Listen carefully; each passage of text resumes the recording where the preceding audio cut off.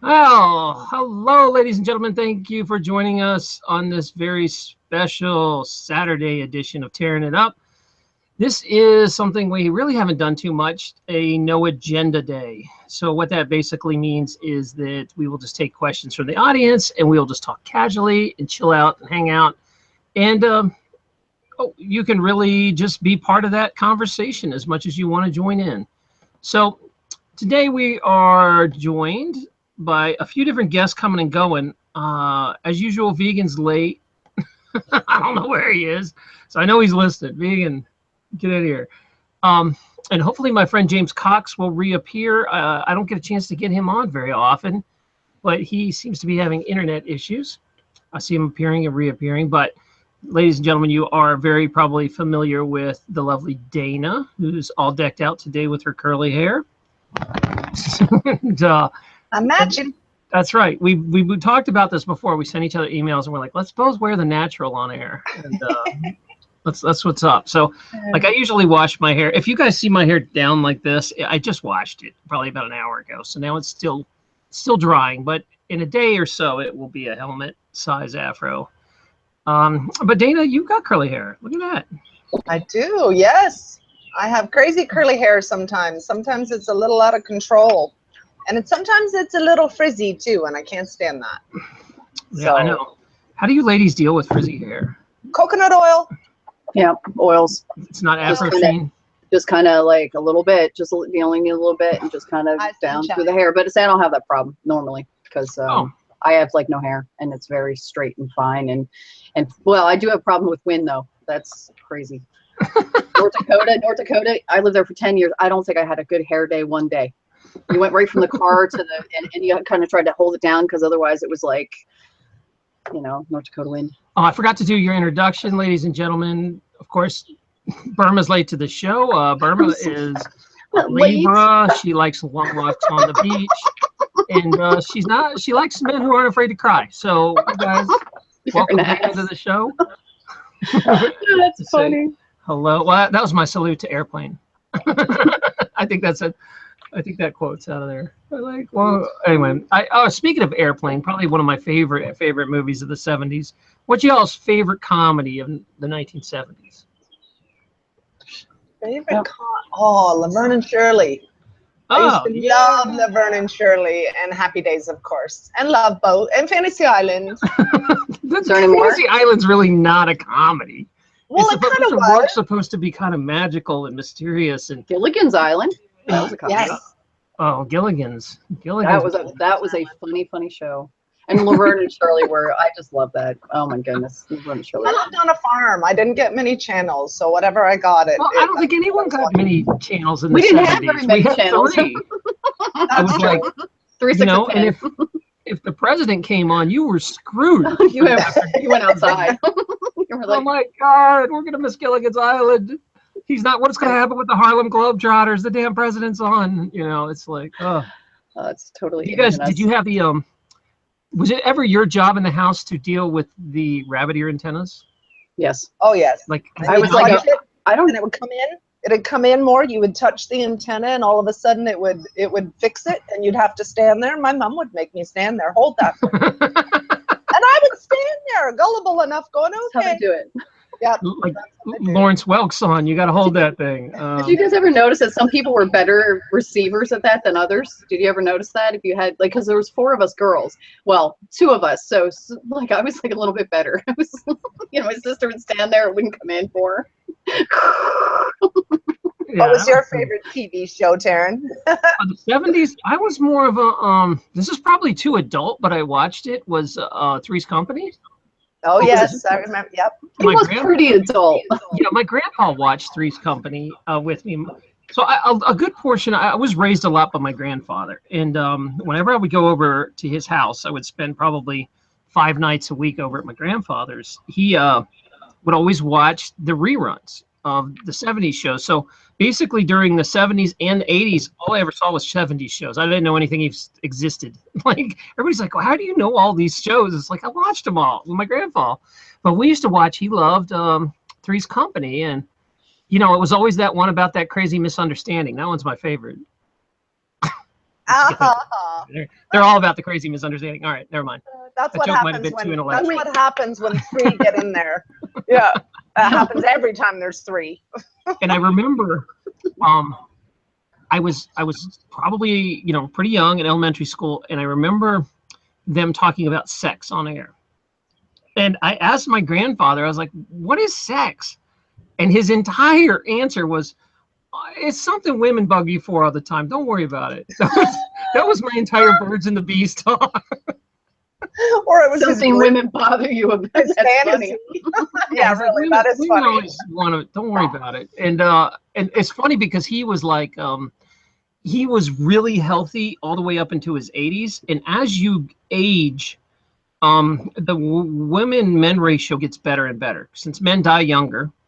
And most of them are on bags of medication. And, when they're 70s, they can barely do anything.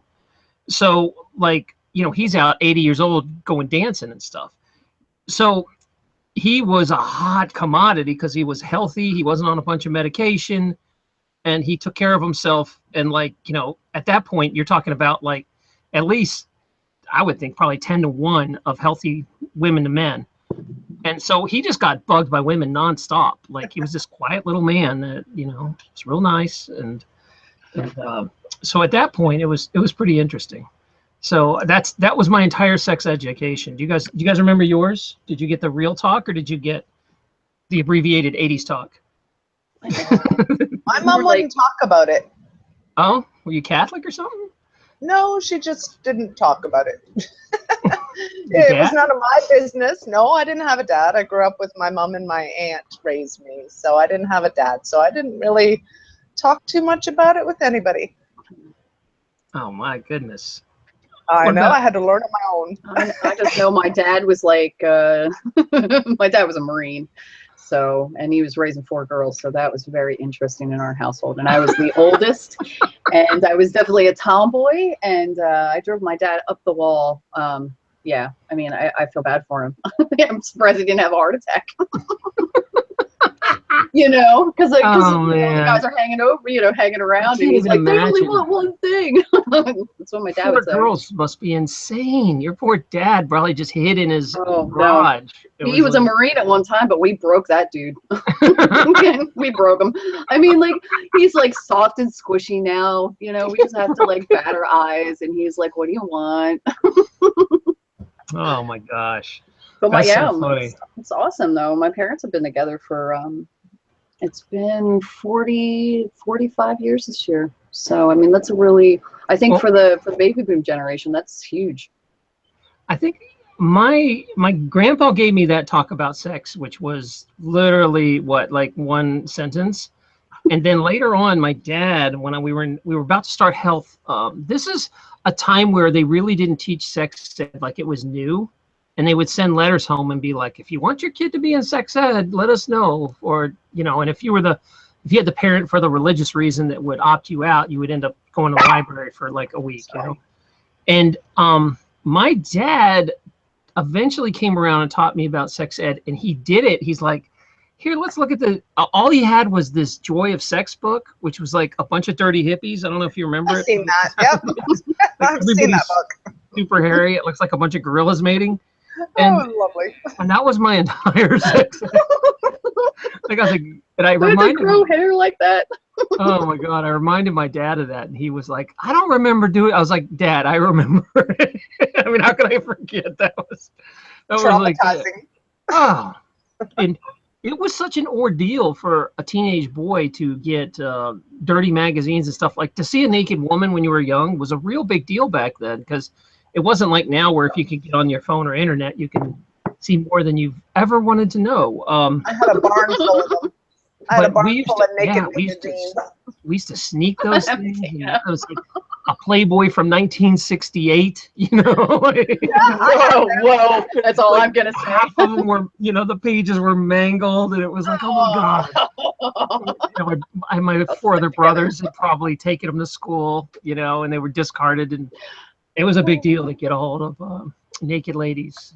We had this barn, and it had this kind of shelter area, and there was a whole bunch of old stuff in there that, you know, nobody had looked at for years. And we'd go up and play in the barn and jump off the rafters and do all of those things. And we kind of went in there. All of a sudden, I find this huge suitcase full of pornos. And I'm like, okay. And I'm like 11. I pull this out and I'm like, what's this? What's this? And you can't read it. And I could read at the time, but it was in some other language. I think they were German or something. So yeah, I was wondering where they came from up in my barn. I don't know if I should tell this story. Oh. I don't know if I'm going to have to go back and edit this one or not.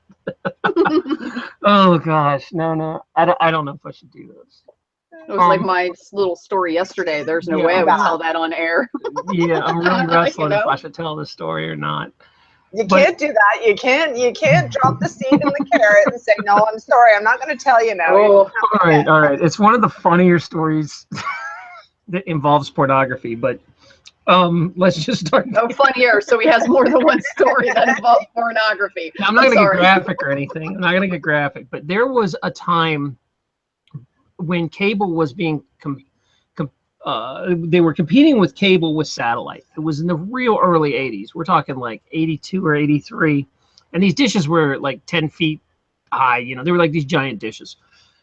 Well, there was an actual, before the regulations totally came in and monopolized cable, there was a competitor in Northern Virginia called I think it was called Super TV.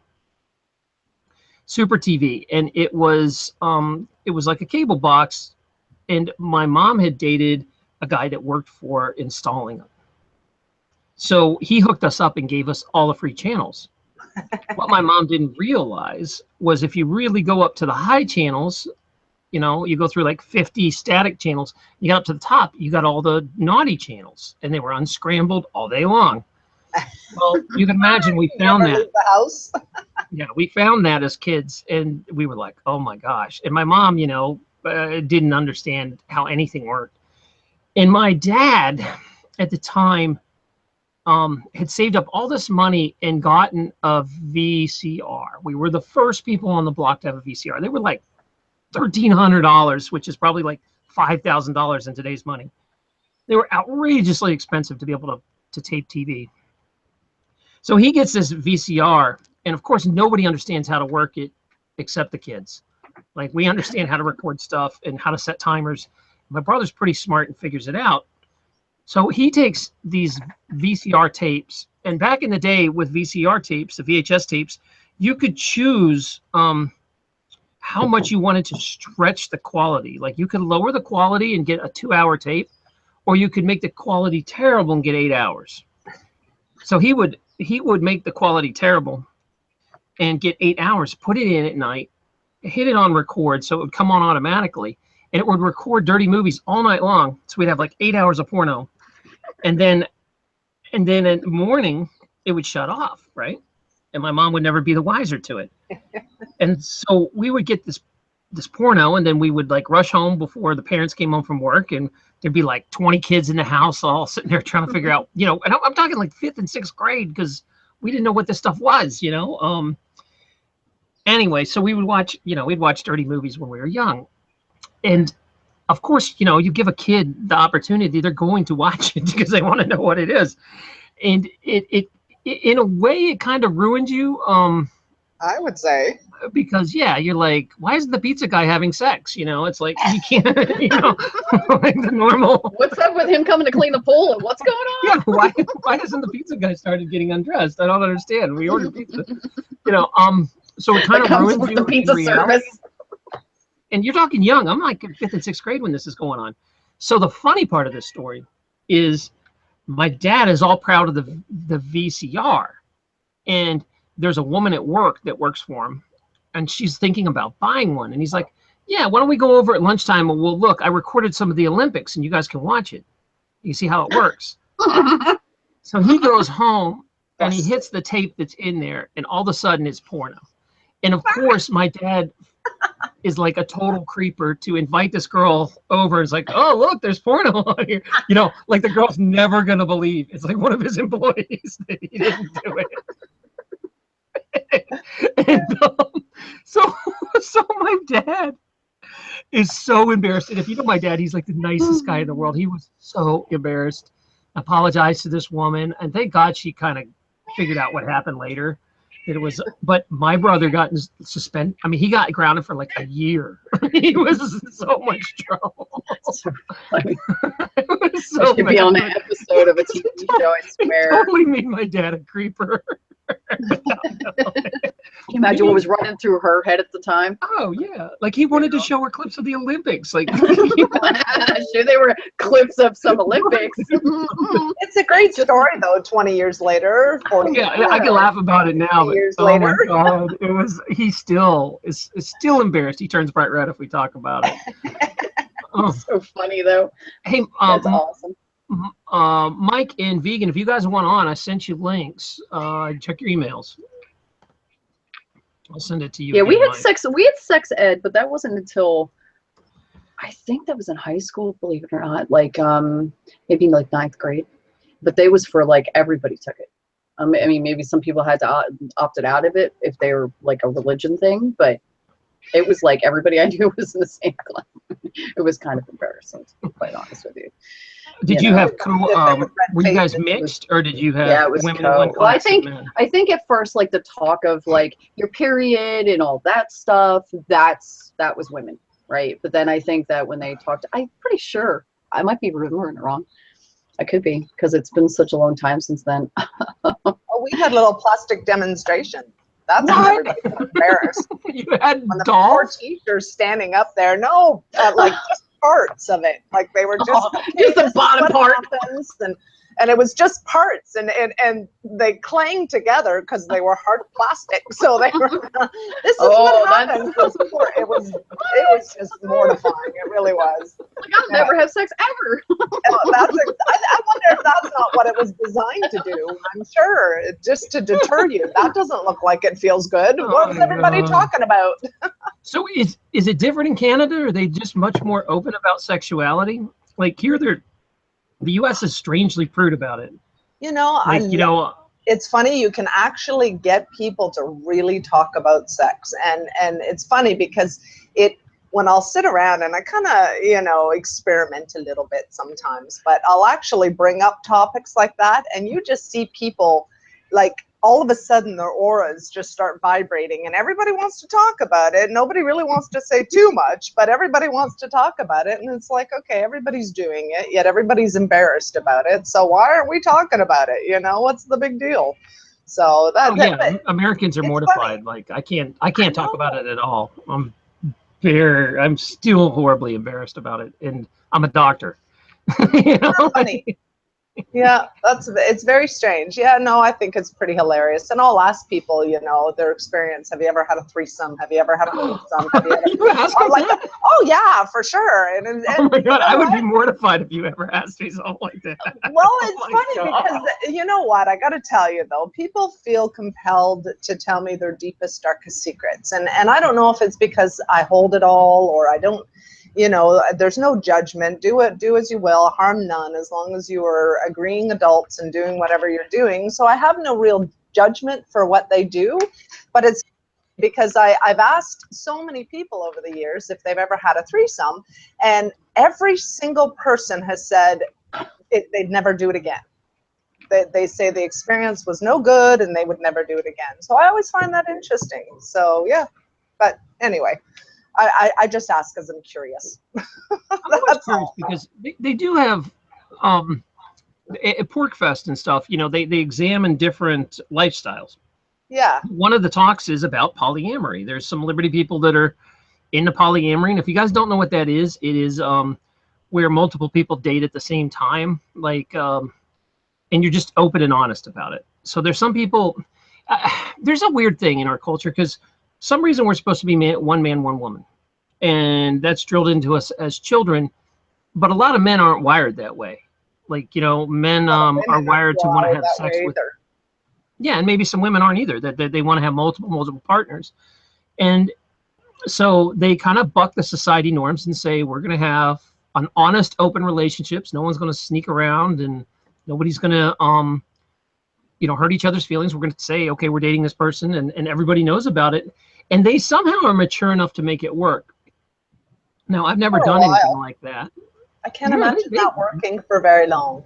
They do if that is your, you're talking about different kind of people that is okay. They're so far out of society that they don't think that's strange. I don't know how to explain that better than that. It's much like, how everything we believe is out of society. Why can't you question sexual norms? Well, because it's so weird for people. But I, as a libertarian, I'm like, if it's adults and they're consenting, they can have a Roman orgy, and I don't care. It's not my business. That's as long as you are harming none, do what you will, and I think that's important to understand. Yeah. So I'm sure it's not for everybody. Right. I don't understand how it works, but I find the lifestyle fascinating when they talk about it. I'm like, how do you guys not get jealous or fight, or how do you deal with? I mean, I can't even deal with one girlfriend. How the hell do you deal with multiple girlfriends? I don't know. But so is it always just a male with more women, or is it a woman with more men, or how does it work? Sometimes it'll be like you have 3 boyfriends, I have 2 girlfriends, and they all know about each other and know each other. And some people, sometimes they live together. Sometimes even they date with each other, right? You just, whatever feels right, you do. I mean, if you're into the group thing, I guess. But I really should bring a guest on to talk about it, because I just don't know squat about that. I just know that there is this stream and lifestyle that is appearing called polyamory, that they're not ashamed of what they do, and they're not embarrassed about it, and they'll come on and talk to you about it. It's different. What you're talking about is like polygamy, where it's one guy with multiple wives, and that's different. Or isn't that pansexuality or I don't know. The Mormons practice that. Well, and a lot of other cultures. I mean, the Arab cultures have harems, and I mean, it's not like it's some sort of new thing. No. It goes way back, and it's most of the dudes in the Bible had a bunch of wives. So it's not outrageous. It really didn't start being this one man, one woman thing until I think like the 1700s.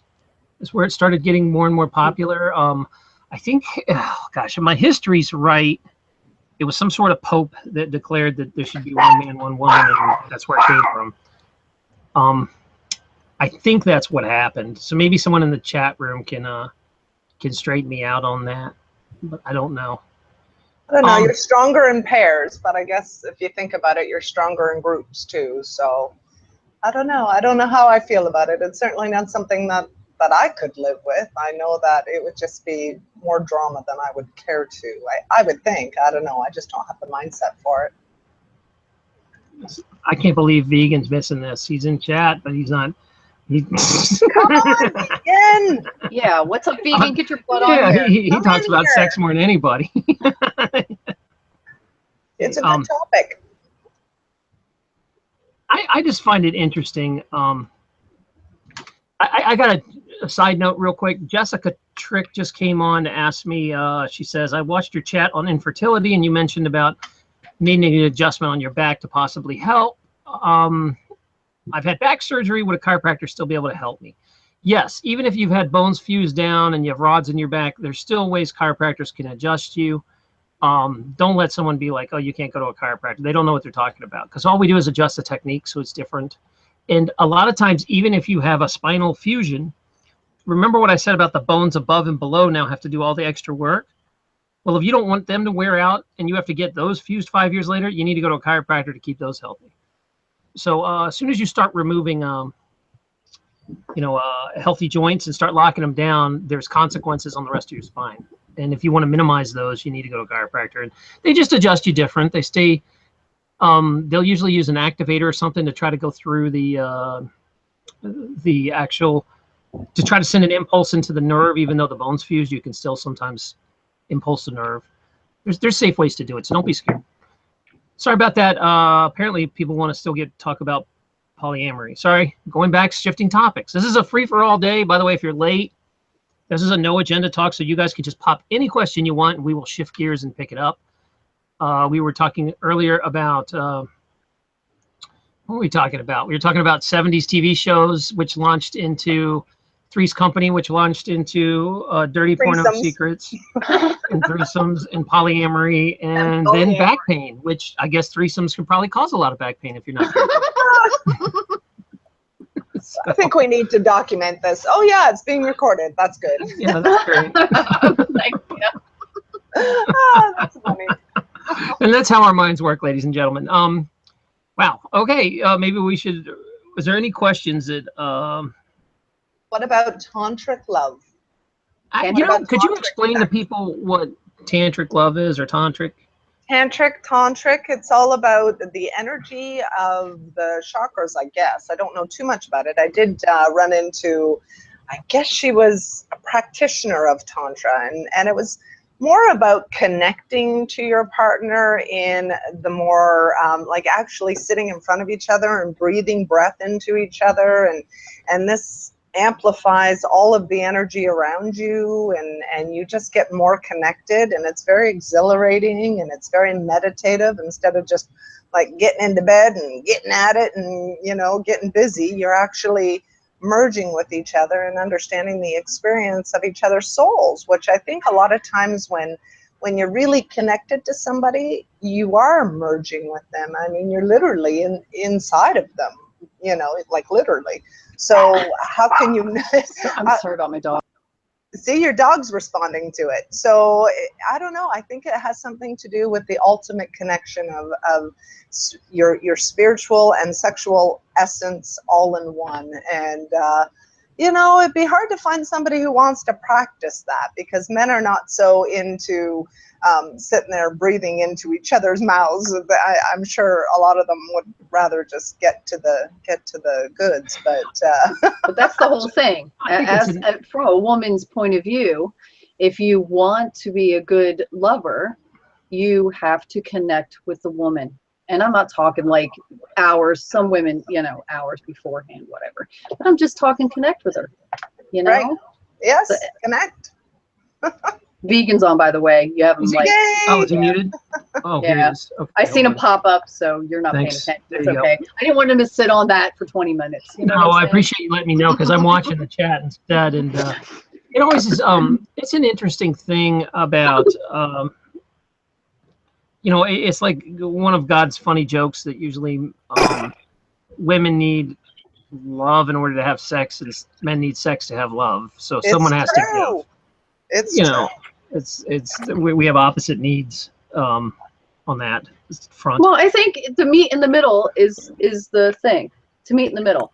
You know what I mean? The woman needs to understand that sometimes the guy just wants to have sex. Okay, so you can give him that. And then sometimes the guy has to come the other way. Also, guys need sex in order to fall in love sometimes. Like, it's more chemically driven, I think, for us, that, you know, I don't really love a woman until after I have sex with her, not before. You know, if that sounds strange. There's no love at first sight. You've never experienced. Oh, sure. There's lust. Okay, lust, but there's no lust love. And wanting. There's a difference between lust and love at first sight. I even think there, you know, when you have that instant connection and that instant familiar essence where you know you've met them before, and you know you have this kind of connection. That's kind of like a love at first sight thing, I would think. You know, whether or not it's just about their soul's here. Yeah, like one soul's recognition of another soul. Right. Yeah. Have you ever had that experience? Like, you've known somebody, or you've met them, and even though you've never met them before, you just feel so familiar with them, like instantly? I'm gonna let Vegan take that. Yeah, I mean, it's all about infatuation. I can't speak for all men. I can speak for myself, but yeah, you can be infatuated and just totally adoring somebody. But the icing on the cake is sex. You know, if you like somebody and you connect with them really well, and the sex is bad, eventually it's gonna go downhill. Yeah, that's unfortunate. Hey, when Vegan, that happens. Before we get into all this, your mic sounds like kind of robotic-y. I don't know if you can move your mic a little, or it might be picking up your shirt or something. Okay, sorry. His shirt's got too many stripes on it. It's affecting it. Oh wow, that's crazy. Can you hear yourself on this? Yeah, do some sort of robotic talk, man. Do Mr. Roboto. Do that song. Go ahead. Can you hear me now? Yeah, we can still hear you, but still sounds like crap. All right, give me a second. Yeah, if you need to go back out, come back in, whatever you need to do. But we definitely want to know all about it. Can you guys hear me without the headphones? Yeah, I can hear you okay. I don't think there's any reverb, but it's still a robotic. It's your mic is something's wrong with the mic, so maybe you need to shake it or do something with it. Mike's saying he fell in love with his wife at first sight, and they've been together for 10 years. Mike from the show the other night. Well, that's because Mike's wife's watching this. He has to say that. You're terrible. That's terrible. She's looking over his shoulder right now. She's like, you better say it, buddy. Yeah. Or you're not getting any tonight. It's couch sleeping for you. And that's another thing women do. They use sex against their partners. I think that it's so easy to manipulate men with sex. It's so, I know it's terrible, but they do that. Oh, yeah. Women No. do that. Yeah, I don't think that's right at all.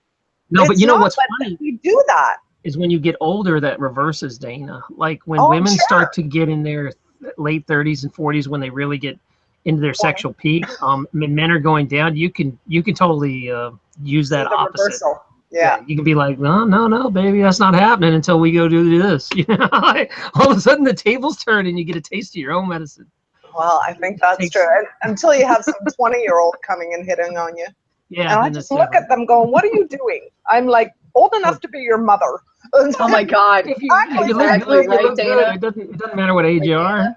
No, you got to understand. Like if you got some young, okay, my son is 25 going on 26. I've been hit on by that age. And all I have to say is it's like looking at my kid.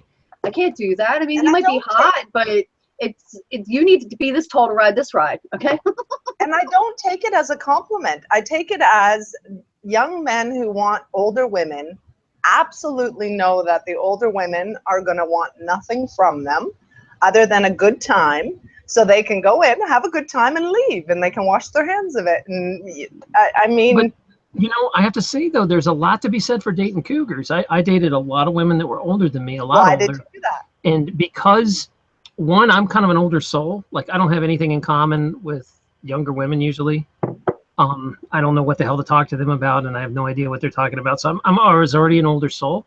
And then the other thing is they are usually over their drama. They know who they are by then. They know what they like. They know what they don't like. They're usually financially more secure. They're not like just hooking up with you to try to find a sugar daddy or save them or whatever. So there's just way less drama, and a lot of women really take care of themselves, and they're in their sexual peak. It's like the trifecta when you date up. So guys have figured that out. They're starting to. I have a couple friends like that always dated older women. Yeah, I mean the young arm candy ones are fun, but there's always so much cost of drama with that. Where the older women, you don't have that drama. They're like, okay, I'll see you the weekend. Beat it. That's it. That's good. You don't have all the other junk that goes with it. See what I just said? They want nothing to go with it. They just want to go in, have a good time, and leave.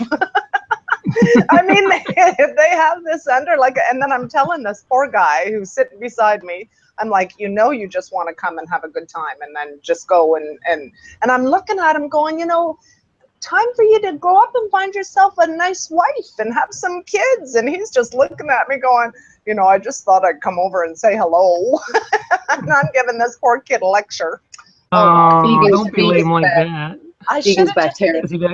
Yeah. You should just be flattered that he's into you. I should have been. Roll with it.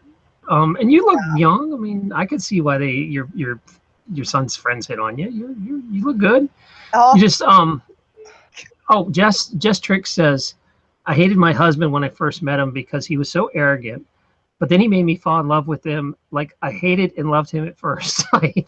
I think we know that. Yeah, I've been there. It's a very hate-love relationship. Yeah, what's up with you ladies? Why do y'all like the bad boys when you're young? What's wrong with y'all? Like I couldn't get a date to save my life because I was always friend zoned and the nice kid. And then when I decided to be more of a jerk, I started getting dates. It's like you make us into jerks. I'm telling you. Oh, hey now, watch it with the point the fingers there. I'm talking about when you were 16, not now. Ladies, they drive men crazy. 16, I was a good girl. Tell me why y'all like the bad boys. What's up with that? I didn't like the bad boys. You do? I didn't like the bad boys at all. No, I like the nice guys. You telling me you didn't date the I don't believe either. I don't know. I know. better than these guys. I dated all these bad boys, but I'm telling you, I was a good girl. Me too. See, a really Betsy, good girl. at least the chat room's honest. They're all saying, Betsy's like, yeah, I dated the bad boys. They're exciting. Thank you. I just tried to make the what good about the boys more jocks? exciting. Vegan, No, go ahead. Yeah. What about the jocks? What about the jocks? Well, the only jocks I hung around with were people who rode horses, so I don't know how jockey they were, unless they were. Well, they were actually jockey because they were a jockey. Yeah, but it was the ones behind the cart. They didn't ride the cart. They would be like behind the cart. My horses would escape all the time, and they go over across. I lived right across from a racetrack, and all my horses would escape, and they'd be over at the racetrack because they were all mares. So they'd go over and see the stallions over there, and so we had to go over there and get our horses back.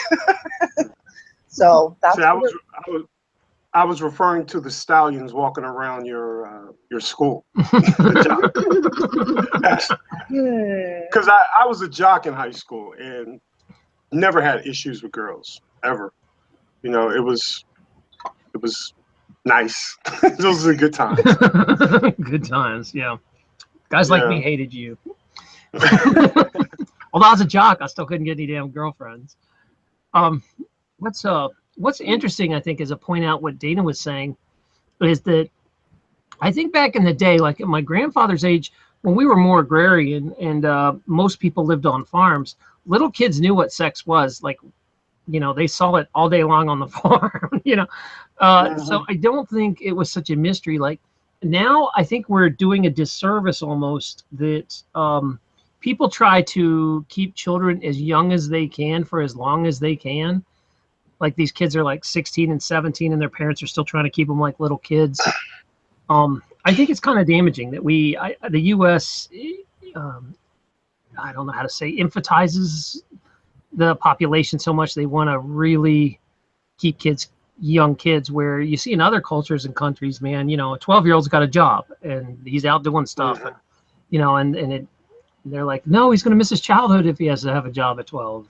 That's perpetual childhood. Thank you. I couldn't figure out how to describe it. What do y'all think about that? Perpetual childhood, good or bad? Well, I think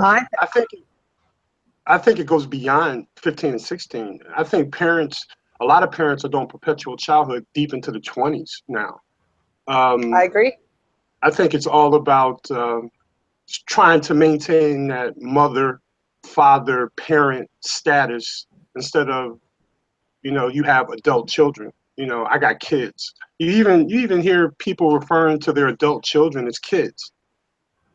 Nah, you got to let them grow up. If you don't let them grow up, they're probably going to resist the things you say because they're fighting to be independent. And two, I think you're doing them a disservice. You got to let them grow up, my opinion. I hear a lot of people, including myself, who have young men that are around them, and the young men struggle. They don't know what to do with themselves. They don't understand their roles. They don't understand their goals. A lot of times they don't understand their passions. And they're so entrenched in just the day-to-day that they're not really thinking about their future. And, I hear it constantly that these people have these young men that are in the basements playing video games all day long with no direction whatsoever. I hear it constantly, and I kind of have the same problem in my life as well. So, I think there's something wrong with society at this point. Yeah. Well, I think they're doing it deliberately too. I think part of it is it's really expensive, hard to start a business. And, when I was a little kid, you could easily run a side business, where these days you have to get like permits and registration to go mow lawns and, all this crap that goes with it, and taxes. And, that stuff didn't exist when my parents were around. And it was easier to go out and be more assertive. These days it's like that, and then children are brought up that it's their right to sit and play Xbox all day long. So like it's I think a combination of, it's harder to make a living because they pass laws to keep kids from working. They pass, part of it's a government thing, and then part of it is cultural, where they're just making it you're going to miss your childhood if you have to do that stuff. So A bylaw officer shut down a lemonade stand here in Ontario. Like 2 little girls opened a lemonade stand, and this bylaw person came by and said, "You're not allowed to do this," and shut the whole thing down. I would have said to him, "Who said? You said? Yeah. You said you're the one. You put on the pants that makes all the decisions for everybody else, right? That stuff just gets to me. I'm sorry. There's no reason for that. What you do is you just take it down, you apologize, and when he leaves, you set it back up and you keep going. Exactly. That was a good lesson. It's just the audacity, right? It's just the audacity that they think that they have the right to tell everybody else what to do. That, and you have to actually teach your kid about civil disobedience and breaking the law, and teach them to not like police officers because they just shut down your damn lemonade stand. There was, and I'm not joking. There was actually a libertarian thing called Lemonade Stand Day, where they purposely took their kids out and set it up illegal stands everywhere, and they would film the cops that came up and harass these kids, and the kids, since they're under 18, they don't give an F. They just sort of like, no, we're not taking it down, And usually the cop makes a scene for a bit and then leaves. They don't know what are you going to do? Arrest children? Yeah, they threaten they threaten the parents. That's all they can do. And these are activist parents who don't care about getting arrested. They're like, yeah, okay, you want to arrest me over this? You're going to be a star on YouTube. Go ahead. Yeah, and you're going to go in court and you're going to have to defend why you arrested people for selling lemonade. So now you look like an idiot twice. What I used to do, I raised my younger brother and my son. They're like 2 years apart. When it was snow on the ground outside, I would kick them out the house and throw 2 shovels at them. I throw 3 shovels. I said, go out and don't come back until you've knocked on every neighbor's door, and start with the older people and ask to shovel their snow. And that's how you're going to make money, because I'm not giving you any money. And I would wake them up early in the morning, tell them put on all their cold gear, and give them 2 shovels and say, go throughout the neighborhood, start knocking on doors. When it's hot outside, I give them rakes and I give them a lawnmower, start knocking on doors. And it was a little resistance in the beginning, but about a year or 2 of doing that, they started doing it instinctively and they made tons of money. By the time they got to high school, they were able to buy their own cars, Right on. And I started them young, like 7, 8, 9 years old, doing that, because that's what I did when I was a kid. My first job was when I was 12 years old. And I will always tell them that. And I say, just start knocking on doors. Somebody will say yes eventually. And that's what they did. It's true. It's true. And I'm sitting here and a lot of people will ask me, hey, you're a chiropractor. At this point, I've got, 15 years of higher education, that's an insane amount of money and time in your life to do stuff with all the extra degrees. And they would be like, well, should I go into medicine or should I go to school? And I'm always like, hell no. If I had a kid, I would not tell him to go to college. College, these days, unless it's being paid for by someone, like, a government grant or whatever, I would never go to college now. Because it doesn't give you any sort of leg up at all anymore. I mean, the people in, all right, let me juxtapose this. So I go to college. I have degrees in biology and chemistry. I go to chiropractic school another 4 years. I go on to postgraduate study and diplomate programs another 4 years. And you're talking about hundreds, probably $500,000 of education and 15 years of your life where you're not making really that much money until you can actually, well, I would say 10 years. If you're going to go a medical route, 10 years before you really make your first dollar. So meanwhile, I'm spending money for 10 years and going in massive debt. My brother doesn't even finish high school, takes a 6-week class in how to fix computers, gets a job. And for 15 years where I'm screwing off getting a degree, he's building a business and making money. And then when I'm pretty much graduating, he's almost done working. He's like, oh, I made enough money now, I'm good, where he's making way more money than I made coming out. And I'm thinking to myself, why the hell did I go through all this degrees? Why did I, and then the flip side is, right, here's if you go to a medical program, here's what really kicks you in the ass. You spend all this money and time, and once you're so far in and you decide you don't like it, If you walk out, you just wasted, you know, $150,000.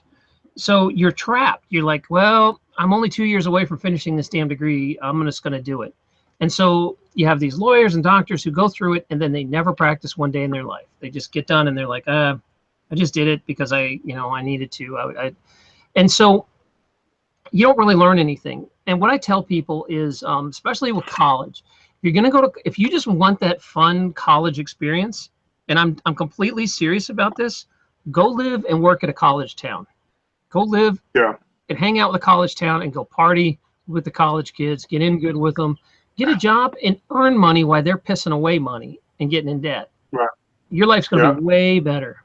And then one of the very first things I think I would ever do if I had a kid would be say, okay, you can have this money for college or you can have this money to start a business. Which one do you want? And say, you know, this will earn you money. This is going to waste money. Which one? And there's very few things you need a college degree for now. You can learn anything you want for free on the internet.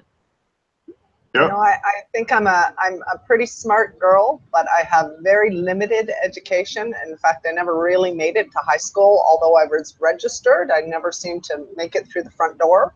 So, you know, there was always better things to do. And I wonder sometimes if I had gone to university or if I had gone to college where I would be now. But yeah, I agree with you. There's something wrong with the education system now. Well, I find it to be like a regurgitation of information, right? Like if you're a good person that you can spit out what they're giving to you, it's great, but it's only one person's view.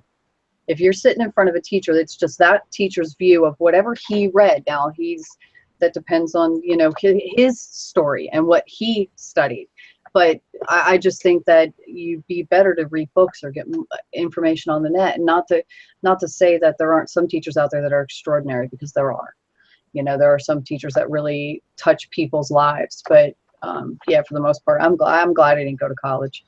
I made it through high school. You can learn from great teachers. You do not have to, in this day and age, you do not have to spend all this money to walk to a physical building, sit in a physical class, and piss away, go into hundreds of thousands of dollars of debt, when I can learn the same information for free on the internet from great teachers.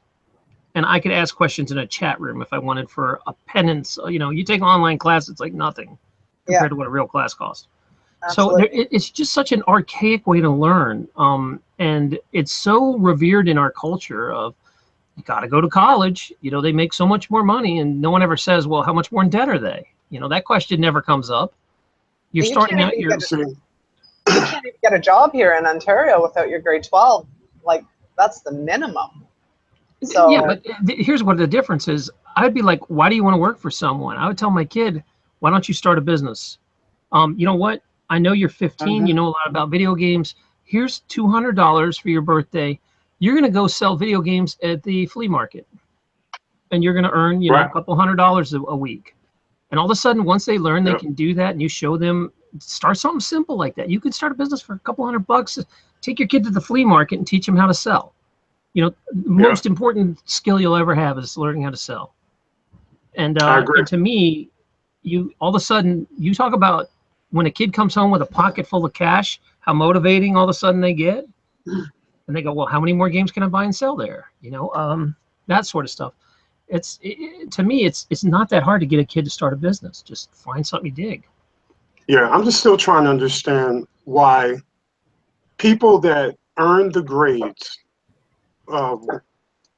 who are straight A students, why would they have to pay 1 red cent in medical school and college and stuff like that? If you've shown that you have the aptitude, you're the best of the best of the best, or whatever, you know, let's say you're a 3.5 or higher, or whatever the case is, why would you pay 1 red cent? Because all your education, especially if you get in the social fields, you know, that are going to be beneficial for people, like medicine or social work, or, you know, that kind of stuff, why would you have to pay anything to support your community?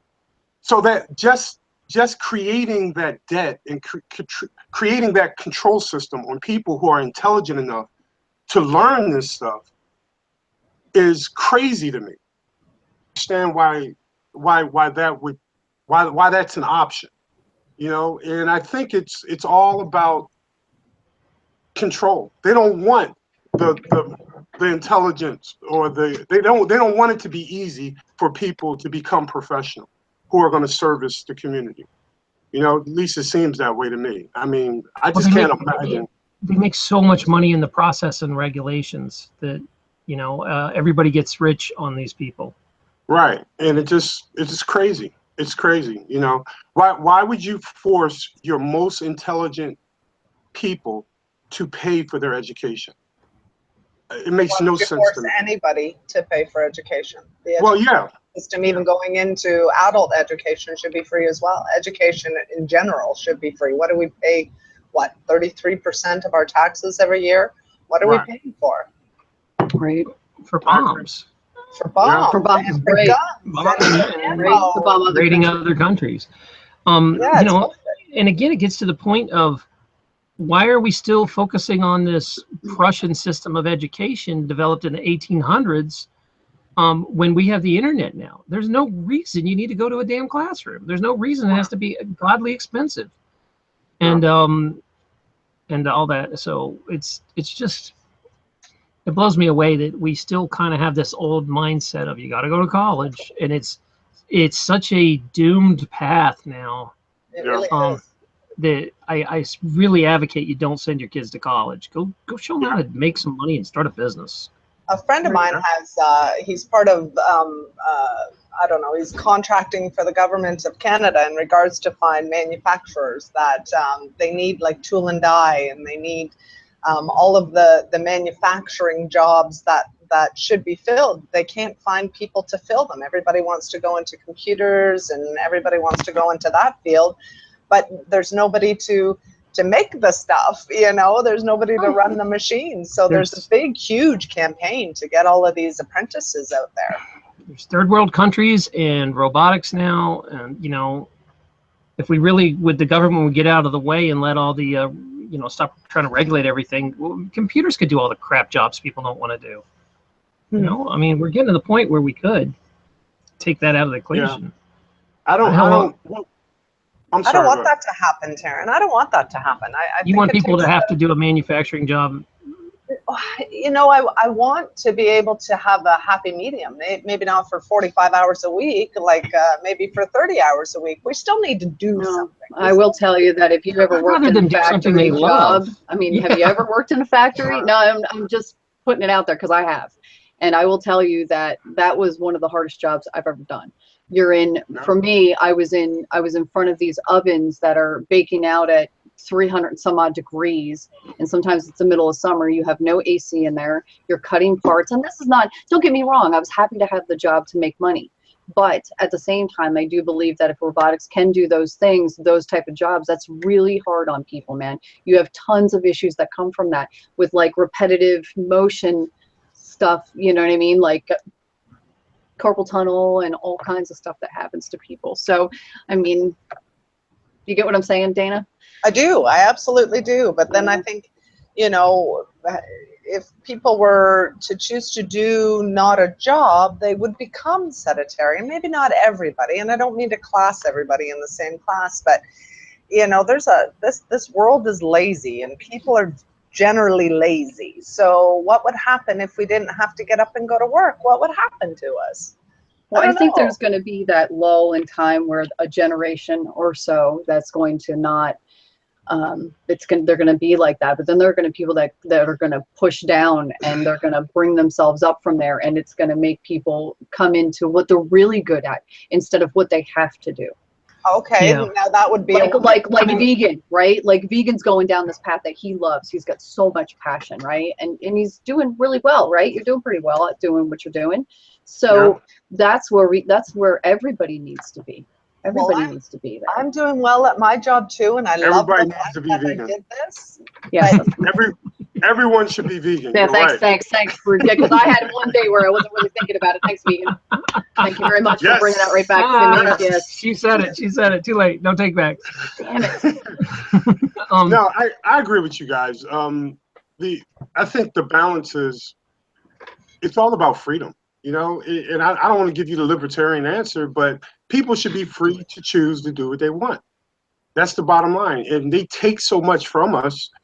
I think the things that we're worrying about should be things that should be present in our society because they take so much from us. If they take 38% from us, and that's only federal, God knows how much the state is taking, how much the county is taking, your city, your local town, all the taxes that we pay.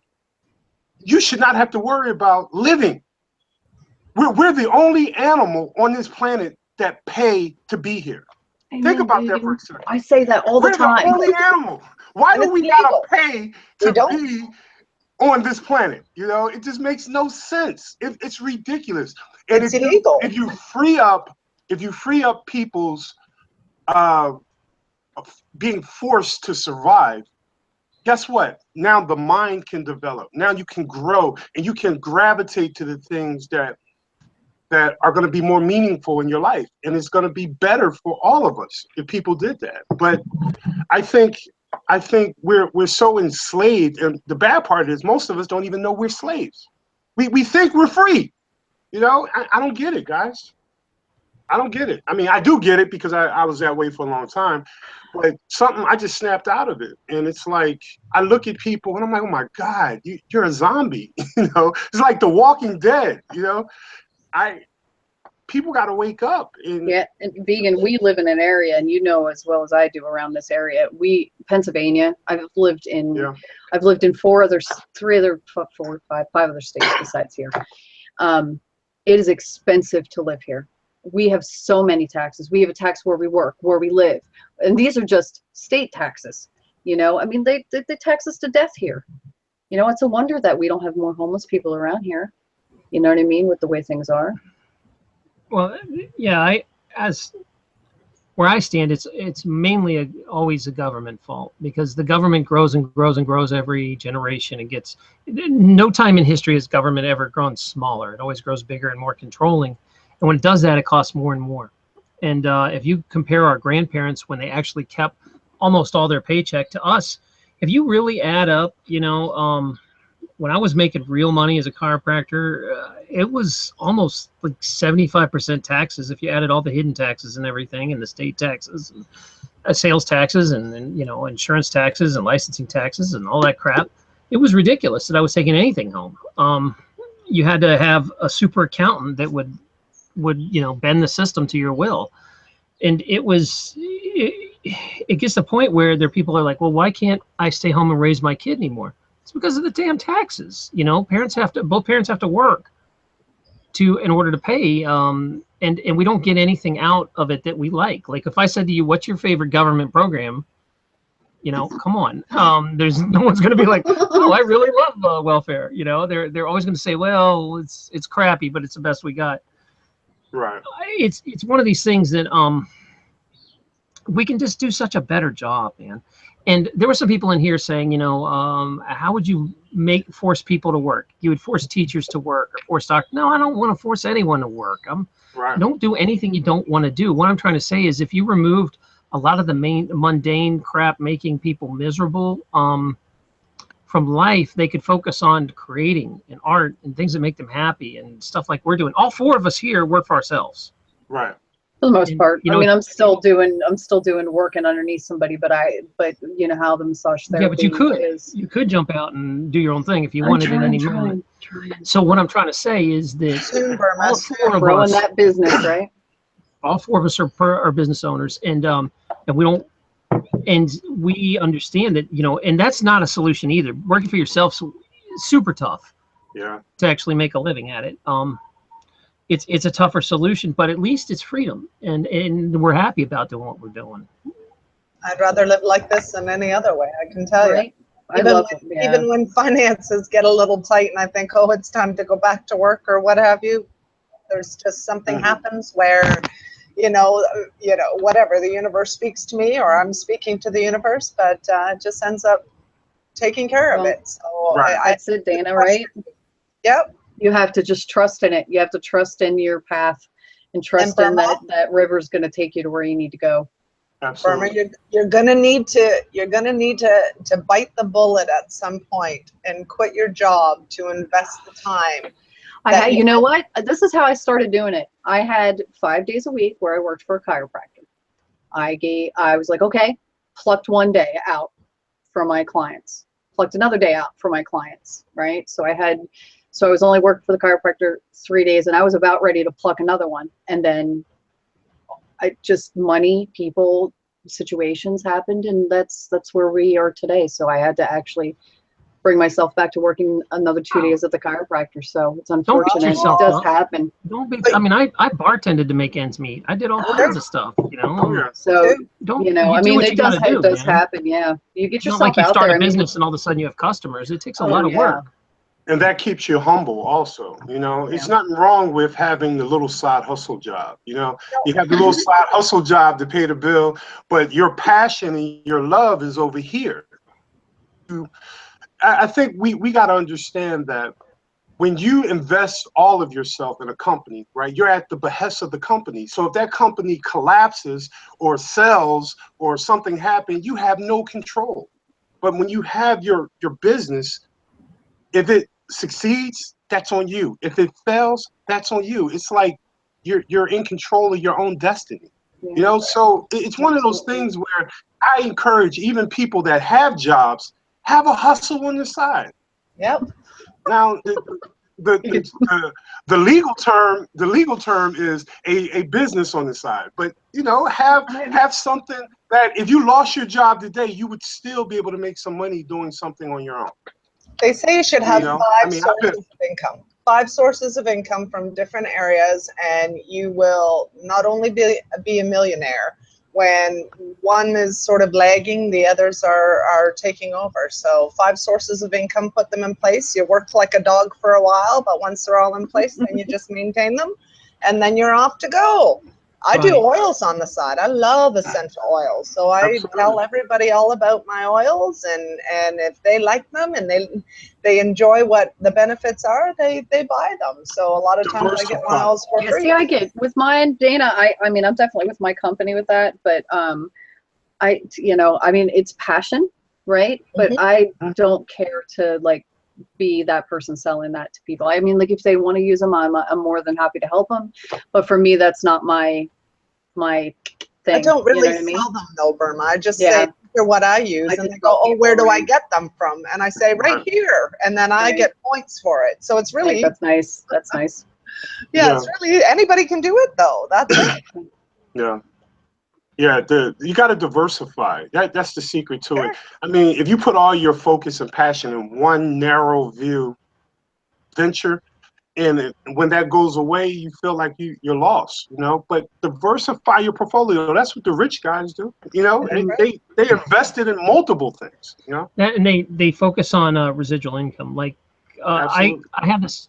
And this is something, if you guys are just getting into this, you think it's like, oh, I'm going to work for myself, I'm going to start my own business, but it's 10 times harder than just, you know, working for someone else and on punching a clock. It's very hard.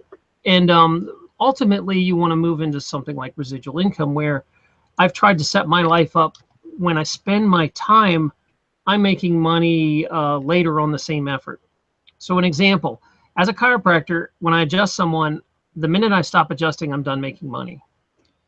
Making money on YouTube, when I make a story, it keeps making money. It might not be much. It might be $1 here, $1 there, but it keeps making money perpetually.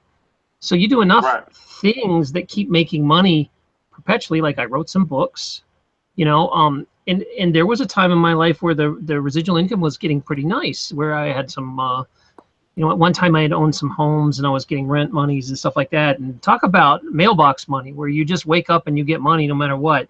That's a wonderful place to be, because then you can really just open up and be yourself. And unfortunately, you know, don't get divorced. That's my advice for you. The reason now I have to start over. That's why single women can't find men these days, is because it's cheaper to keep her.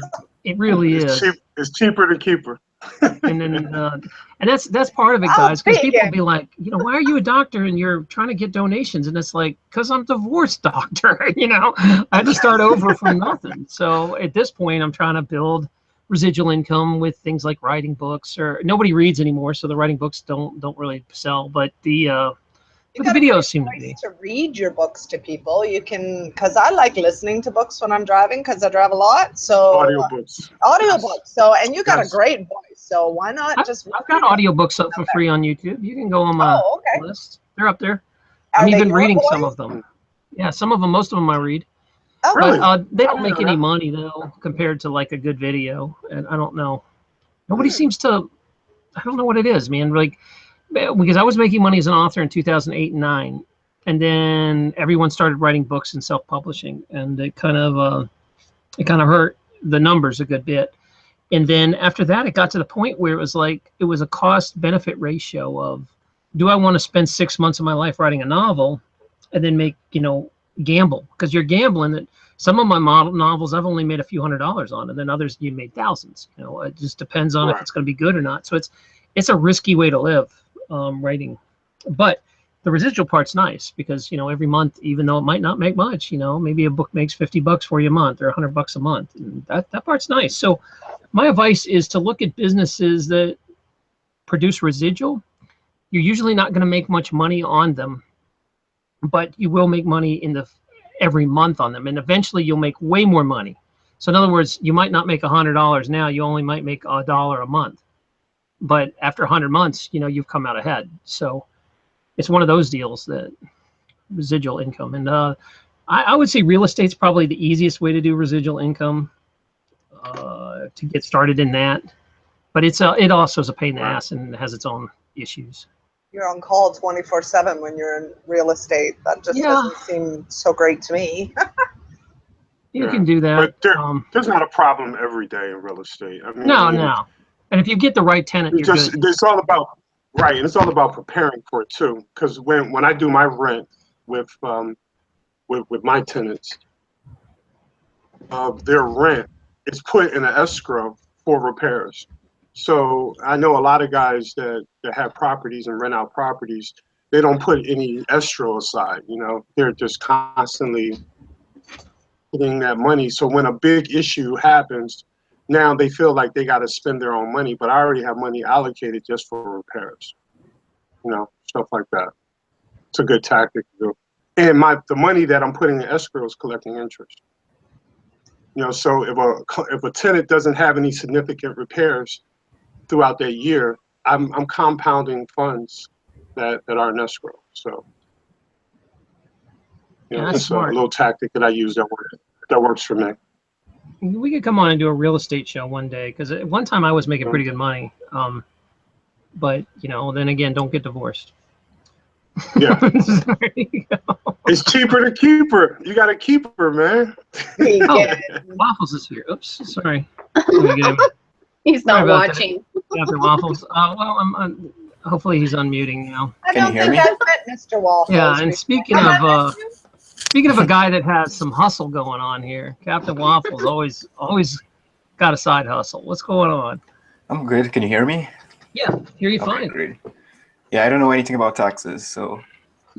No, wait, I didn't ask. That was not the topic. It was basically a residual income was the topic. As in, if you're going to start a business, you might as well start one that makes money for you if you wake up, sleep, or stop working. Well, I recommend just doing anything you like those benches I sent pictures to you. I just did it for fun for my party. Now people are asking to buy them. So that's right. It's kind of crazy. Love and it takes care of you. Yeah. It really does. Same thing with photography. I started photography as a hobby. Now people want me to take photos of them. Music, want me to make music for them. Right. So I just recommend doing whatever you want. Gardening, woodworking, anything. Burma, I just wanted to go back to what you were saying before. When I first started doing readings, they weren't coming in as fast as I wanted them to, so I would have few here and there. And then I would do a part-time job, but it got to the point where I needed to take the part-time job 4 or 5 hours that I was spending a day doing the part-time job and investing it in my business. And it was a little bit of a crunch for a little bit, but all of a sudden it just turned around really, really quickly. So if you ever wake up with that inspiration to go ahead because you really should be doing massages full-time. and you should be doing lots of Reiki and healing and lots of other. Oh, I am. I mean, I work 5 days a week at massaging. I mean, but I just work for 4 of those days or for a chiropractor. I mean, but this is the way I see that. It gives me so much practice because I work 45 minutes north from where I live. Okay. They have so many more clients, chiropractors do, than us. It gets us so much practice to be like 3 years now, you know, how it is. And you think if you're doing 25 to 30 people a week, that's a lot of people. And they're more like here at the house, it's like this. We're there, it's like this. You know what I mean? It's very rare that I have somebody cancel. I do at times, but you know, I have 5 or 4 in a day with him. So it's good for me. I mean, that's good business, although I make half of what I would make here at the house. People underestimate how hard it is to get patients or clients. That's the hardest part of business, I think. And chiropractors spend an enormous amount of money to get patients. And I remember I used to hire massage therapists, and they would want like most of the money for the massage, and I'd be like, I have all the overhead. I'm getting your clients. I'm having to bill insurance. Did you do the whole thing with did you do sheets and cream and all that stuff, or did you have them bring their own? No, they took care of their own stuff, because what happened was I just paid them more. I was like, you can have a bigger cut if you want to do that. Right. I don't ask for the whole thing. I mean, I understand they're doing the building, the whole 9 yards, are getting the clients, and they're the ones booking it. I get that, but what happened was they didn't realize that they started making way more money doing half-hour massages with me than they were trying to get. You know, they would have 3 patients a day where they get to keep all the money, but 2 of them would cancel, and it was really hard to start a business. They don't realize how hard it is to get people to pay cash. Well, I always say, if somebody gets on my table, I have no issue with them staying with me normally, as long as their money's good. They will stay, because I mean, I can always learn more. I'm always learning, but I'm not bad at what I do. I really have a lot of really good intent, you know. So. All right, anyway. Sorry about that. I went off topic on that, but what I'm trying to say is, what happened to sometimes it's good to run your own business for someone else, and you come in. I don't know, Dana dropped out, but we got Waffles now. Waffles runs his own business, and I don't know how it is with you guys. Do you make residual income with music and that sort of thing? Because it depends. And first of all, I don't know why my video isn't working. Okay, yeah, it's showing it's working, but then it's not. So it must just be because you're in a different country. Yeah. Third world internet. Go ahead. But we'll give you a break on that. Music, performance-wise, entertainment-wise, you typically don't get paid. You have to just kind of keep playing for free for a really long time. But if you can produce good music and art, you definitely get paid a lot. Mm-hmm. How are musicians actually making money these days with things changing? Do you see like musicians making money on Twitch and not having to go do the grind and circuits of actually going out? And I was thinking to myself, there was a time where you had to just do nonstop touring to even get noticed. Is that even a thing anymore? Like, could I just sit on my computer and play and have people pay me through Twitch? Or like, what's going on with music? Social media. If you're good at social media, you're going to make a lot of money. You don't even have to leave your studio. Music videos alone make so much money on YouTube. Once you get a catchy enough one, they get like millions of views, ads. What else? But touring is definitely where you make the most money. Not on selling music anymore. Karen, I'm sorry, excuse me for a minute. Dana's back, sorry. Okay, I got it. I just wanted to let you know. Thanks. Sorry about that. No problem. Cool. So tell me about, because both you and Vegan have experience in the music world. So what was it like when you were going through, and what's it like now if you want to make money as an artist? Well, I've gotten out of it. I seen the writing on the wall. I mean, I still have some residual from the music industry, but when they got away from CDs, for example, and they start going to downloads, iPod became the thing. The writing on the wall was that the music industry was going internet, for the most part. And a lot of artists, the old way used to be getting a record deal. You would get a record deal, they would pay you X number of dollars of albums, and then you would meet that requirement, your contractual requirement for that. But then you would also have to promote that album, you know. So a lot of the tours, it's all about, this is how it used to be. The tours was about promoting the album, the sale of the album. And you made some income due to performing live at various venues around the country. So it was like a constant tour. So you have the sale of your music, but then you have the income that you're making for the live performances. So now you're working with promoters, you're working with event owners, you know, people like that. And that was pretty much the lifeline for the immediate money. But the great thing about the way the music industry used to be, you also get residual income from your sales, because just because you brought out an album in 2010, you still may be selling albums in 2017 that you produced in 2010. So you make something called royalties. So you get a royalty off of a very small percentage off of every album that you sell. For its lifetime? Previously, you know. Like for its entire Well, it depends lifetime? on the Yeah, depends on the contract. It depends on the contract, and I used to fight for those type of contracts. And a lot of my artists back then didn't. They were like, "No, I want all the money up front," but and you want some residual off of your music. You know, I mean, think of guys like Dr. Dre and these other people. They're still making millions and millions of dollars from the '90s. You know, that kind of thing. Well, the cast from Gilligan's Island doesn't make a dime now. So yeah, well, it's because of the contracts. They did do it back then. So royalties is a big deal, you know, for the life of a artist. But a lot of artists sign their royalty rights off because they want that quick money. And a lot of times the quick money is equivalent to $50,000, $60,000, $70,000 after taxation, after paying for, because a lot of these artists have to pay for their production. They have to pay all the people involved. And when everything is said and done, they might have $100,000. A lot of these artists that you think are rich on the internet aren't. Well, when I say on the internet, stream artists, they're making $100,000, $200,000 a year. That's what they're clearing after everything is paid for, you know. So what they do, they try to make up by doing tours and shows and stuff like that. You know, that's how it works. Like a hard life. Sounds like the same. It's flip-flopped. It's now you make your money on tours instead of album, because I don't know anyone under 30 that's ever paid for music. They all just file share. Yeah. So I don't know how we're gonna make that unless it's donations now or live. Unirock is with us. And Hi, he Uni. finally. Hey guys. Hi, Uni. He also probably has something to add to this because he is in a band as well. So you're actually in the trenches with this. How do you guys make money in a band these days?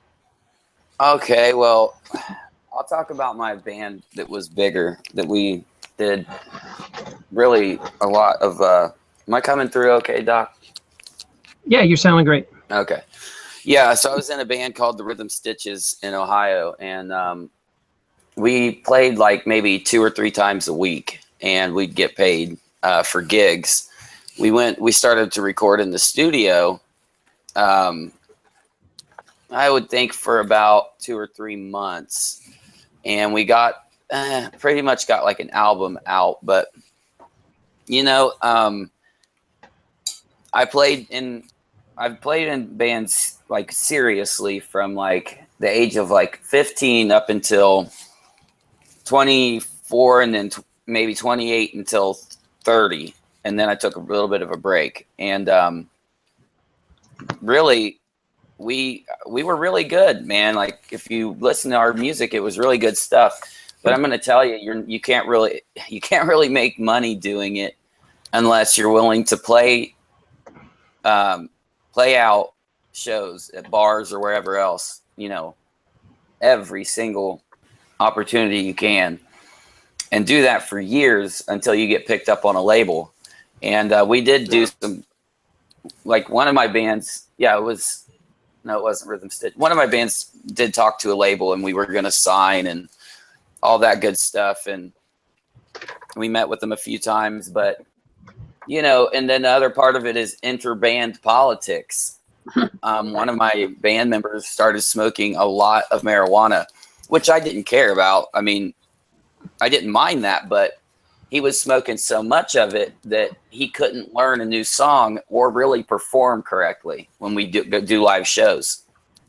So it kind of destroyed us from the inside out, right when we were getting, you know, somewhere where we could make good money doing it. But we would make maybe like between 100 and I think the most we got paid was like 400 or 500 for shows. And we would do that a couple times a week if we were lucky enough to get two or three paid gigs. A lot of our gigs were free though. So it's more of a labor of love, that's for sure. Yeah, it's a passion. Mm-hmm. Captain Waffles, how do you make money on your end? Because you're more of a promoter. Is that right? You don't actually. I do like entertainment. Like I like to DJ and stuff, but I'm usually so involved in the parties I don't even have the time to do it. So I just yeah. But another thing is like you have to really connect with your audience in like this time. You have to be super interactive with them, always constantly back and forth on social media. That's how you keep a fan base and get a dedicated fan base now. Not like before, like you hear good music you love and you just love them unconditionally. You don't have that connection like with technology now. We're always live streaming. We're always on social media. You're seeing our entire day, all day, Snapchat, Instagram, Facebook. Are the fans fickle? Like they'll leave if you don't talk to them? They'll just be like, those guys are jerks. If you stop posting, you definitely see the decline when you check the analytics. But the more engaged you are, you keep that fan base right through. They'll do anything for you. Support you till the end. Yeah, that is true. And they'll even, you know, really good hardcore fans will spread the word so much that I think that's actually made many of the bands that we love, you know, I would think. But the thing about, you know, it's so crazy now. Like you see so many bands, like I don't know how Radiohead does it, but Radiohead started putting out all of their music on the internet and just giving it away. And I actually know a few bands that do that, and those bands are successful. I think they use ad revenue and then you know, advertise in the same way that we make money on YouTube. I think that's the way they do that. But I mean, look at Justin Bieber. He's huge. I mean, he's obviously really rich, and he started on YouTube, right? I could be wrong. Yeah, I thought he did. Yeah, he did. He grew up about 40 minutes away from me. So yeah, he's making a lot of money, that kid. And I'm afraid he's a little spoiled for his future. I don't know. When I look at his energy, there's something I worry for that young man. You want to hear something crazy, Dana? I'm glad you said that because we were in Discord like 3 or 4 or 5 days ago doing video prep, and one of our guys, Rusty Shackelford, said, "Look, you have to watch this video." Because I don't watch a lot of music videos anymore. I'm always so busy. So I watched this new Justin Bieber video. You have to watch it, okay? Okay. And but when you watch it, be ready to click off because it makes everyone who watches it that I've talked to, and I'm no joke because I've tested many people with this. It makes them sick when they watch it. Oh. Like it gives them either a headache or a stomach ache. It makes them dizzy. And it's weird because the whole time he's singing, he's saying, "I'm the one." And he says it over and over throughout the whole thing. And everyone who watches it gets a headache or a migraine or gets sick. It's so strange. Is there the some frequency. sort of, yeah, is there some sort of embedded, frequency to it or something? That's what, I didn't know that when I watched it. And then afterwards, they were like, "Yeah, it's got subliminal stuff that makes you have headaches." And I'm like, "Thanks for telling me." You know, where's my Motrin? I have a headache now. Why But it really gave me a headache.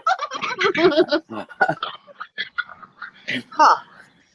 Do you guys really believe that they put in subliminal, or Absolutely, you can play albums backwards or whatever? Yeah, I can hear it. I can be driving in the car and listening to the radio, and then all of a sudden, and there's a frequency that doesn't match the song. and I can hear it above it. I have a patent. I have a patent saved on my computer. It's in a couple of my videos where there is a frequency, and it was filed for in 2003, and it was approved and paid out. And it's a patent to add a frequency to televisions and other devices that will make the listener be able to feel emotions while you listen. Feel it. Yeah, I know. Honest I can hear it beyond. Yeah. And I've heard it for years. And I'd be like, where's that noise coming from? Because it doesn't really match the song. I'm trying not to get too conspiracy. Or the TV program. I hear it too, Dana. I think when I started studying frequency, I started noticing the frequency changes in not only the music, but also in television and different programs. And some of them, it's different. It's not just always the same frequency. It's different. No. So sometimes I have to turn it because it drives me nuts. Oh, me too. Because it's like a total different, it's almost like a separation between the show and that frequency. So it's weird. Yes. I don't know. Yeah. And I think most people would just kind of dismiss it, but I tell you, it irritates me. Like it's like I have to shut off the radio or something. Same, there's your TV kicking it. Like I produce music and I hear it all the time and it annoys me. It's like I can't even produce music anymore because of it. I'm always hearing these weird frequencies. I don't know where it's coming from. Well, it has to be something that's injected, or it has to be something that's put into it in some way. You think the programs that these people like edit their music with just embed it? They very well could be. Could be. Yeah. Well, look what they did back in what is it, like after like Hendrix and Marley, they changed the whole frequency of music to a lower key. Has anybody else heard about that? Yeah, I think I heard a little bit about it. I mean, so it's a lower vibration. Yeah, I think we talked about this on another show, that there was a time where something happened where music shifted and got really dark. Yep. Well, you know what it is? In the 70s or something. So what is it? You ever just hear a song and you just instantly like it in the first 5 seconds? Yes. But you haven't, So when you're mastering music, like making music is one thing, but the mastering is really the process. And you have to literally fill space with frequencies and get the right frequencies in the right space. And you can totally make a song to make you feel angry if you get the frequencies right. So maybe it's just people mastering their music a certain way. It sounds flat, sounds low, dead. And that's compared probably to that full warm sound you mean like punk rock where they're purposely angry? You mean? It's because of the mastering. The music is flat compared to like say a Jimi Hendrix song. The song's warm and full. Yeah, but I mean, like, doesn't that take away from the actual soul of the music? You get what I'm saying, right? Yeah. When we get to a technological age that now we can do all this stuff on the computer, you can basically make what a guitar sounds like and drums sound like right on the computer and just put everything together. But it takes away the soul of the, not completely. It just depends, I guess, on the person and their intention when they're making it. But that's what I've noticed. I noticed, Taryn, when you're talking about that whole, the going angry, the music sort of lost its soul. There was so much fulfillment in music back in the 70s and some in the 80s. There still are some bands, there's still some people that do that, but it's really kind of lost its touch in my eyes. Yeah. In my eyes. And those are the ones they're not investing in. What do you mean by that? They're just in it to make the money. Oh, I honestly think the best artists are the ones we don't know. I mean, there's so many good unknown artists out there that don't get a chance to shine simply because their message or their no investment in those types of artists. I mean, not as much. I think the artists that we see every day and hear every day are not the best artists. I've seen guys that will blow the top people away. All you got to do is start going to these websites and listening to music that's out there that's independent. A lot of independent artists are phenomenal. Where do you find them? Like, I don't even know where to find new musicians that I would dig their music. You have to look at the genre you like and then look at the most recently added. That's what I do. Like with ones with 0 views and like 2 subscribers and stuff. Yeah. You find on amazing YouTube. people. You go listen on YouTube, you mean? Anywhere, wherever you get your music from. There's always people that are so low down the list, but they're amazing. There's this woman. Yeah. There's this woman that plays the blues. She's a singer. Her name's Beth Hart. She's not real big. I mean, she's played at some big venues, but nobody's heard of her, and she is amazing. If you ever watch any of her videos, oh my goodness, this woman's got so much passion. Yeah, Darren, when I was in the business, I've discovered like prodigies that I thought that everyone around me thought were like the next Jay-Z or, you know, the next whatever, and put them in front of major record labels and they won't invest in them. You know, and the trends, and that's one reason I got out of the business. I seen this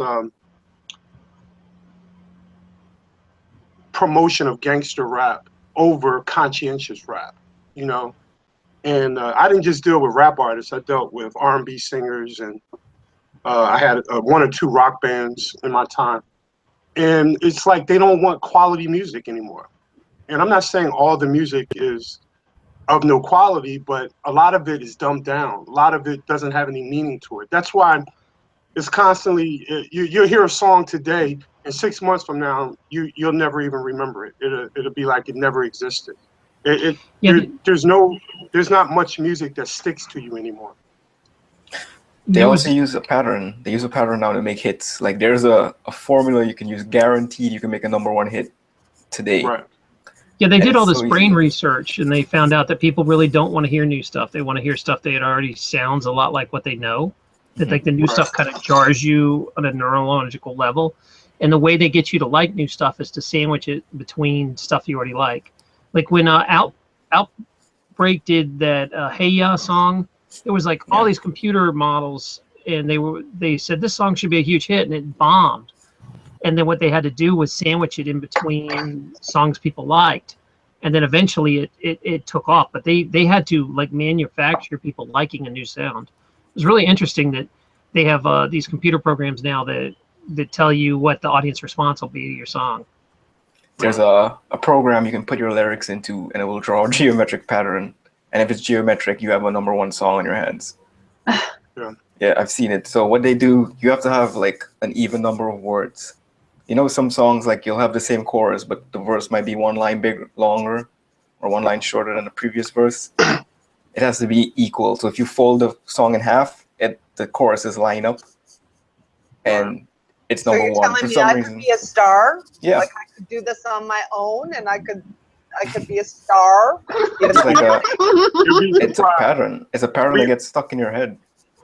We put enough money behind you, we can make anybody a star. That's right. That's Yeah. right. Even if you don't have a voice, they have things that make people's voices sound great now. Yeah. Oh, I sound great in the shower and in my car when nobody's around. I sound perfect. Not even that. There's a guy famous on YouTube right now making tons of money just smiling at the camera 4 hours a day.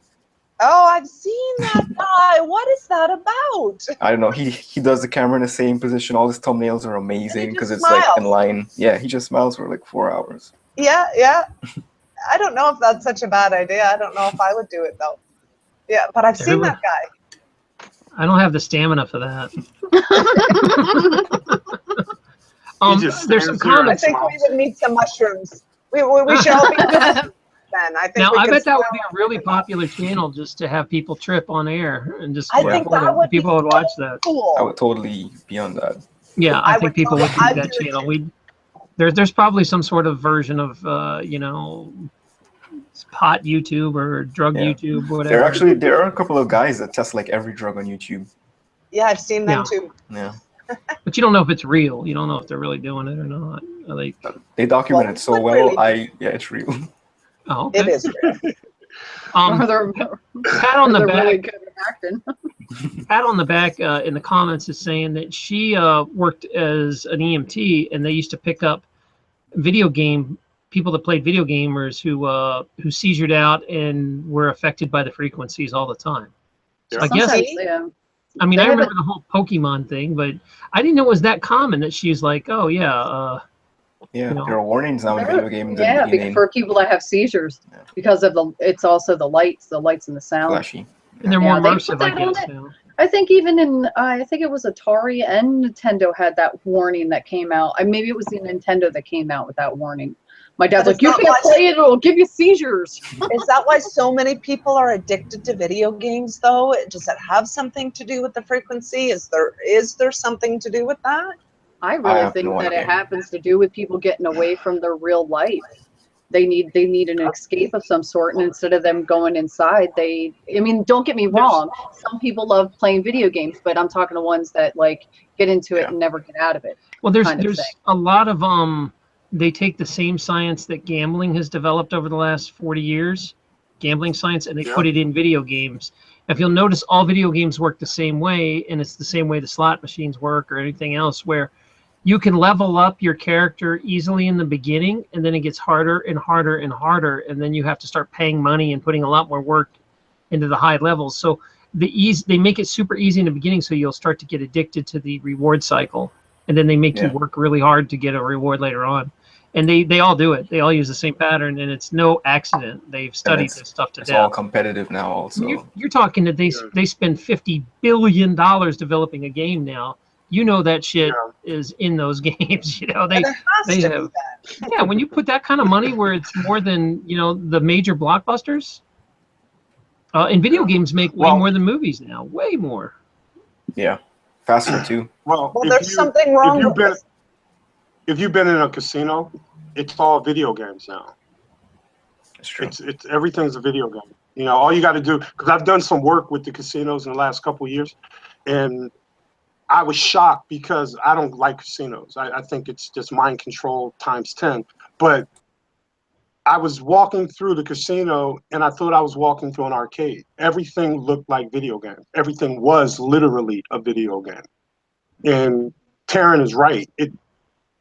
They've merged video games into the casino industry. Casinos are robbers. It was walking one. Steal you of your money. Yeah. No, but they have companies that specifically design it to be addictive. Like they hire these companies to come in and make the addictive element, the power-ups and the level ups. And your kid, your 14-year-old loves Call of Duty or whatever. He's going to have to pay money to get the best guns, and he's going to have to all that stuff. They're not dumb. All that stuff's designed. Now they put a score on you now. Like almost every game I play has a score and a number attached to me. And if I feel like I'm not good enough to play with people now because it's so low, and I just keep trying to get the score up just to play with better people, and it's impossible. I feel like the game is designed for me to lose. It'll be you'll design to win in the beginning. Yeah. You got to pay if you want to get good. All our senses are under attack. Every last one of them is under attack. Agree. They're smart how they do it. I remember They are. My brother first. Criminal.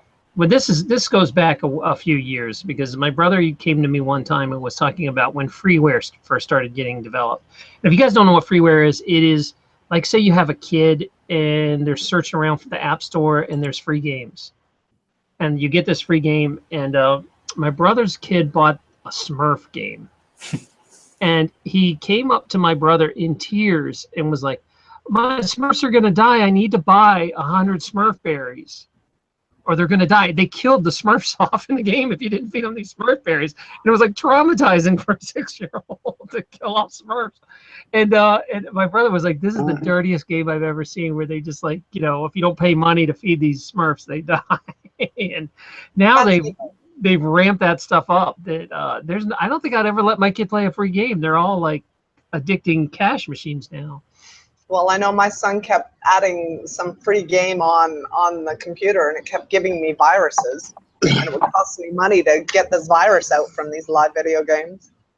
Hey, Taryn, have you ever looked at how drug dealers open up certain, especially in the inner city? In the inner city, when a drug dealer moves in and he wants to get his product out, you know what he does first? The first sample's free, baby. Absolutely. Terrible. He just starts handing out his drugs, right? It's free, it's free, it's free, it's free, it's free, it's free. And all the drug addicts flock to this corner or this particular area, and they collect up all the free drugs, and they get high, and then they tell a friend, and then the drug dealers tell the drug addicts that if they tell everybody that we're giving out free drugs, and they bring their friends and more friends and so forth, and then bang, at a certain point, it's the same concept. You Yeah, know, and they these put video out their games, they put out their best drugs first, so you think it's like the highest quality, and then the drugs get better, worse and worse and worse. Once you're addicted, and that's how these video games work as well. It's You know what the they do? Same way. You know what they do now also? If it's like those brand new video games, they give you a weekend to play it for free. They give you like 3 days or a week to play it for free, and then you or a can't month stop. sometimes. Yeah. Yeah. A trial subscription. That's what they did with Rocket League, actually. They gave it away for free originally, and then it became like super popular, and now everyone's paying $20 for it. Yeah, I mean, to me, it's brilliant marketing. Although, you know, there's been some businesses where that has completely backfired for me, where I gave away a service for free, and all I got was the worst kind of people that were never going to buy it in the first place. Right. Like, so I go back and forth on that. Like, I don't know if I You would didn't get them addicted, Doc. You didn't get them addicted. That's a problem. I wasn't addicting enough. That's a good point. It wasn't addicting enough. That's a good You point. gotta get them hooked. You know, they gotta feel like, oh my God. You know, that's the manipulation of people. That's the programming. The programming is you got to manipulate people to be successful in this society, and I disagree. You know, I completely disagree with that whole premise. That's how they do what they do now, and you can see it in entertainment, you can see it in gaming, you can see it in everything. Disregard for human beings. That's Yeah, but if the way you're I see it. smart enough, you can play the game. Because I go into those places that have free samples, and I will eat my way through the store and go. Like, Yeah. you know, Me too. You play that And game very right. If you rarely- have no shame, you can beat the system. I know, right? Absolutely. If you're aware of it, a lot of people aren't aware that they're being kind of coerced or. No, it's. I mean, the sample stuff works. I mean, look how many people hand out free stuff at the mall, like samples at the food court, and you feel guilty taking it unless you go buy it. I mean, That's me. takes I a always certain- buy it. Not you're- me. I'll take it it. takes a certain kind of person to just have no guilt and take it. Stick. Yeah, I'm at a point in my life, I'll just take it. Well, your doctor gives you free drugs, right? Yeah, Your doctor gives you free samples. Yeah, so get you hooked. Once you get hooked, they got you. Anything I get for free, I'm like, whoa, thank you. Yeah. That shit doesn't come often. Yeah, I still feel guilty. Like I won't grab it unless I'm probably going to buy it. I feel guilty for them sometimes, and then sometimes I don't, because I'll go to Whole Foods. Like I got a video where we go and we eat our way through Whole Foods, and Whole Foods is so expensive. I don't have any qualms about like trying their samples. I'm like, you know, I'm gonna pay $6 for a piece of cauliflower. I think I'm gonna eat these samples. Yeah, what's up with that anyway? Like I do. I guess I'm a professional shoplifter, because what I do is I go straight to the produce, right? And I love grapes. Grapes is Right now, I do the same thing, vegan. Me right too. there, I've done that so many times. Test them. baby, that's where my grapes go, right? And as I'm shopping, I'm eating grapes the entire way. Right? But I see that, especially when I go to Whole Foods, they owe me that much. They owe me, because every time I go to Whole Foods, I spend at least $70, $80, right? Yeah. On average, just for me. So those grapes are for me to come through that forecast store. I love your dedication. They owe me those grapes, and I'll do that in any. So what do they weigh? What do they weigh? The stems? Yep. It'll be a little bit of grapes left by the time I get to the counter. Every time I go in the supermarket, those grapes are old to me. Love it, vegan. Vegan is like with the finger. You know what really I'll tell you surprised what, me? at Whole Foods. I'm sorry, go ahead. The Walmart self-checkout. I've seen so many people just walk out, and I mean, I'll never do it, but I don't know how you guys do that. Oh, Actually, man. self-checkout. That's why they're trying to get you before you walk out the door. They're actually trying to make it so they register everything that you've bought, and they do it before you walk out the door just by going through the scanning thing. So they're going to stop you from doing that soon. You know what's weird is I know like at least I've met at least like I don't know like 20 people who made their daily living, you know, by going into Walmart and then walking out without paying. But it wasn't like a trick. They literally will get a cart full of stuff and walk out the front door, load their car up, and leave without What paying. kind of guts do you have to do? Yeah. I would never have the guts to do that. And I would Daily. so get caught. And I would No. feel just totally bad about it. Like I accidentally stole some dog food, Chopstick. and I forgot it. No, like when you put stuff at the very bottom of the cart and you forget it's there. Underneath. And, like they check it out, and I used to put my bags of dog food there, and then I would feel so guilty I'd go back in and pay it. I was like, oh man, this is gonna. I do that too. I'm a creature of guilt. I can't do it. And then, Karma. I'll tell you what I didn't feel guilty about. One time I walked into Whole Foods Vegan, and they had $12 cherries out, and I was like, these organic cherries were $12 a pound, and they were samples. I And I love was like, cherries. we're gonna eat $25 of this stuff. It was ridiculous. $12 cherries, man. I've never heard of such a thing. Every chance I get, I try to get money back from Whole Foods. Every chance I eat up all these And now samples. somebody from Whole Foods is watching this. I don't care. Well, they count on it. They count We're on like, it. where's that vegan If they ass? if they don't want my $100 every time I walk through the door, tell me to stop. All they gotta do is say stop. The day they say stop, they stop getting my $100. I mean, Go eat some grapes somewhere else. Dana, I was in there, and they were giving samples of champagne. We were sitting there drinking champagne and eating like stuffed mushrooms or something. Oh, And it was my. like, I can't believe these are samples. I mean, it was crazy Yeah. what's in there. I'm just letting you guys know the grapes of Whole Foods belong to me. All right. Every time I walk Bring it on, vegan. they belong to me. And if they don't like it, I will never go back into Whole Foods, and they'll lose way more money than they're losing with those grapes. I'm a cherry fan, but they cost so much. Exactly. Oh, yeah, Cherries you are guys- so expensive. You guys are in Canada, right? So, like, what's fruit? Isn't it way expensive in Canada? Oh, it is too. Like a bag of because I love cherries, I actually will go just for cherries, and I will spend like $13, $14, $15 on a bag of cherries, and I will eat them all day long. Yep. Me too. I love cherries. I consider it like, it's hard to go somewhere and eat out and not spend at least $10 to $12, eating out. So it's kind of like the same price as going to a restaurant, if you look at it that way. and it's better. Oh yeah. Yeah, when I was young, I lived in a small town, and the guy that lived next to us, it used to be farmland, so he still had the original house with the barn on the backside and had this cherry tree. Oh, he would let us go back and just climb it and pick all the cherries off of it. They were so good. Oh my My goodness. grandma has a cherry tree. And they were Yeah. big. They were the big cherries too. The They real are so dark good. ones. Those cherries are so good for you. They are Yeah. too. Antioxidants. Yeah, they're extremely good for you. I got 3 cherry bushes, but they grow the tiny ones. But they're so good. Mm. The tiny ones are really good. Yeah, you aren't supposed to eat those. No, I'm just joking. Well, they're mostly pit. I mean, you got to work for them. You forget that when you eat real fruit, there's pit and seeds. We've gotten to a point where everything's seedless and pitless, and when you actually pick something How from do a they tree, make you're like crack a tooth. seedless? And there's a bunch of Vegan? arsenic in cherry seeds. Did you guys know that? Did you know there's a bunch of arsenic? Same in apple seeds. No, Apple it's seeds. apricot seeds are the ones that they made illegal because people were using them to treat cancer. The arsenic in the seeds. Darren, you should totally get a sponsor from Sherry's Berries. They sponsor anyone on YouTube. It's crazy. And they sell I'm on berries. it. They sell like huge berries. Oh, like, I'm super doing cheap. it before Doc can. No. Look at his face. He's like, what? Well, Sherry's vegan, berries all are- 3 of us. Why can't we all do it? Vegan's got a channel. And, Yeah. Yeah. No, Hell Sherry's yeah, Berries, they do. I've seen them on like the craziest video sponsoring it. They're super cool about anything as long as people are buying their berries.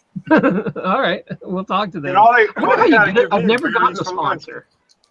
I tell you this, the one sponsor, well, not sure if they're going to sponsor me, but they're at least going to come on for an interview, is the clock I have up here. Everybody keeps talking about my Kit Kat clock. I'm buying one, a white one. I actually contacted the company and told them how many comments I get about it, and they said they would give me a little interview about it. Because they've been around for like almost 100 years, these Wow, clocks. They haven't cool. changed them. So that should be pretty fun, but I don't think they'll sponsor me. I'll unofficially, like I do, is I just go through Amazon, so anything can be a sponsor. It's like, I don't care if you like my channel or not. I'm a sponsor. I'm still going to promote it, I'm Hey, buying yeah. a white one.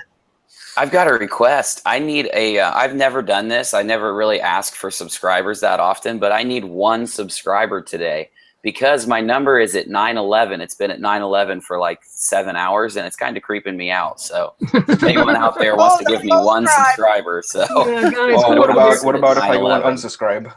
That works. Well, then I'd have to do it again, though. I'd have to have someone else, you know. I don't know if I'm subscribed to you. If I'm not, I'm wrong. Let me double check. Oh, well, hey, man, if you don't mind. Come on, man. You're this close to 1,000. We gotta push him past. The first 1,000 subscribers get you rolling. I thought I was subscribed to him, but I don't see none of his posts. 912. Oh, I think I'm at 43. What is your channel, Dana? I want a link for your channel because I don't know if I'm subscribed to you either. I need to sub I to you. doubt it. Nobody's subscribed to me. It takes time, trust me. I'm not even subscribed to Dana's channel, I don't think. That's because there's not much of a channel. I'm not, I come on your videos, but I don't do a lot of my own videos. So, you know, I have a couple of talks on there, but it's just Dana Jensen is the channel. But you're more than welcome to come and join me and give me some ideas of what you would like me to talk about or do, because I'm just maybe not that creative. But come and subscribe. It is a flow, and you have the flow, Uni, and Taryn, you both have the flow. You guys got this. I don't know if I'm so comfortable on it as you guys. You seem to. It's not as hard. You just got to dive in and don't worry about it. You know, when you start, you have such a small audience anyway. When you start, it's not a big deal. It's like 3 people watching, and you're like, yeah, if I screw up, I screw up. So don't worry about it. Just get over that, and then once you get a bigger audience, you can beat yourself up. Right. But even though that's the best part, I think people watch just to watch me screw up. I like the lot. There's always a disaster on live Most streams. people like them. Mine too. Like the videos that are imperfect. People don't really care for the videos that are perfect. Yeah, I mean, we'll be talking about something like alternate realities and some serious topic, and my cat will walk across and shut off the screen, or you know, my audio drops out all the time. It'll just disappear. I don't know why. I have to fix that. I had an invisible cat visiting me in my bed last night. I thought it was my cat, but then I looked up to go give her a pat, and there was nobody there, but it was walking up the back of me as I was laying in bed. I could feel the footprints on the bed. So I have invisible cats joining me. Lion of Judah, thank you for subscribing. I appreciate it. Hey, someone pushed him past Ollie. Come on, guys. Look, he subscribed. That was nice. A lot of people guys subscribe because he's at 917. Whoa, I got like 7. Yeah, holy crap! Yeah. Thanks, I want to put you over 1,000. Once you get over the first 1,000, all of a sudden, I think it sends a signal to YouTube because stuff starts picking up. Yeah, you get your super chats and stuff too. So yeah, that comes online. Beacon, you had a really cool. I've been stalking your channel lately, and Beacon's been doing a bunch about distilled water, and he was showing he did one distillation, and then he showed all the junk on the bottom of the pan that was in tap water. Just one gallon. It was gross, dude. Tap water's gross. I gotta check that out. Yeah. Yeah. I'm not touching tap water. I hate tap water. Yeah, I did one video where I showed 30 days where I didn't clean it for 30 days, and then I showed one day the other day. It's pretty amazing how much stuff is in our water. Yeah, water's.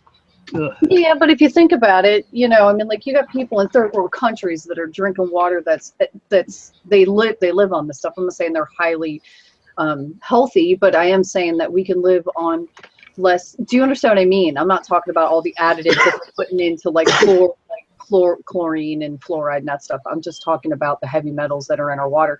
For a long time, we were probably very used to drinking that kind of stuff because our water wasn't as pure.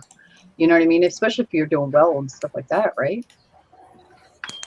Right? Yeah. Well, you gotta look at the present. No, you gotta look at the present. You gotta look at the present state of health. I mean, there's a lot of kidney problems in this country, and you got to ask the question: why do we have so many kidney problems in our country? Because people aren't drinking enough water. Or we're drinking the wrong types of water, and it's destroying our kidneys. Well, that could be too. I mean, it could be a combination of both things, but a lot of people I know don't even drink water at all. Yeah, that's true. Well, that's kind of hard. No, they're drinking soda, or they're drinking tea, or they're drinking coffee, but no water. Tea's okay. Water is used in everything, though. So you're drinking it even if you don't know that you're drinking it. It's one thing to take a glass of water. It's another thing to cook in water. It's another thing to do other aspects of water. So you're consuming water And the question is, what is the quality of the consumption of water? You know, they can get you with fluoridation just by you cooking your food. You know, you can look at it that way. Think about when you go to a restaurant and you sit down, what's the first thing they bring you? They bring you 2 glasses of water. No, Is that water filled? Is that water filtered? Most What do likely. you think of reverse osmosis? What do you think of reverse osmosis, vegan? I think it's way better than tap water. I'll tell anybody, if you have to drink something, drink anything but tap water. Anything. I mean, look at it this way. They fluoridate the water. Inside the pipes, as the water is traveling from the treatment plant to your house, everything that lives inside that pipe is in that water. Mm-hmm. So just the transporting of water from point A to point B, there are contaminants, your viruses, your whatever's inside of those pipes is in that water. That's why I'm so thankful to have well.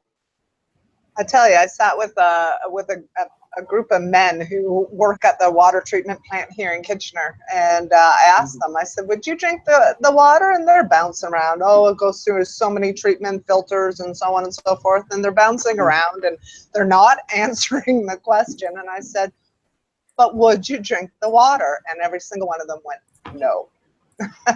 So yeah, they know. So what does that say? Right? To me, that's kind of evil. You know what I mean? Why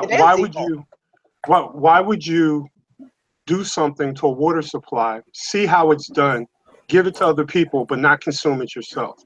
Exactly. You know, I got a problem with that. Yeah, me too. I had a problem with that too, but we were at a Christmas party and I had to be diplomatic, didn't I? But definitely I did say my little piece, because it's very hard for me to shut my mouth most of the time. But yeah, I wanted to hear what they all said, and it was very interesting that not one of them drank the water. Yeah. And there's a lot of people that know the poisons that they're putting in the water. And see, I want people to understand, when I talk about poisoning, there's poisons in the water, I'm not talking about something that's you drink it once and you drop dead. I'm talking 20 years of use, 30 years of use, you're going to have bad kidneys. And when you have bad kidneys, a whole change occurs in your health. You know, once you start losing the functionality your kidneys is your internal filtering. It's a filter. It's your natural filter built inside of you, right? So when you drink water, that water has to be broken down to its purest form, and your kidneys do that. So when your kidneys start failing, guess what? All types of other problems come. Yeah, it's your whole bad kidneys. The whole lymph system. Can your kidneys regenerate themselves? Are they like the liver? Can they regenerate themselves?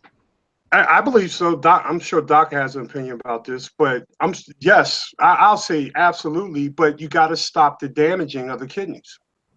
You know what I mean? So can it be damaged where it's beyond repair? I'm sure it can. That's when they start removing kidneys, right? When it's damaged beyond repair.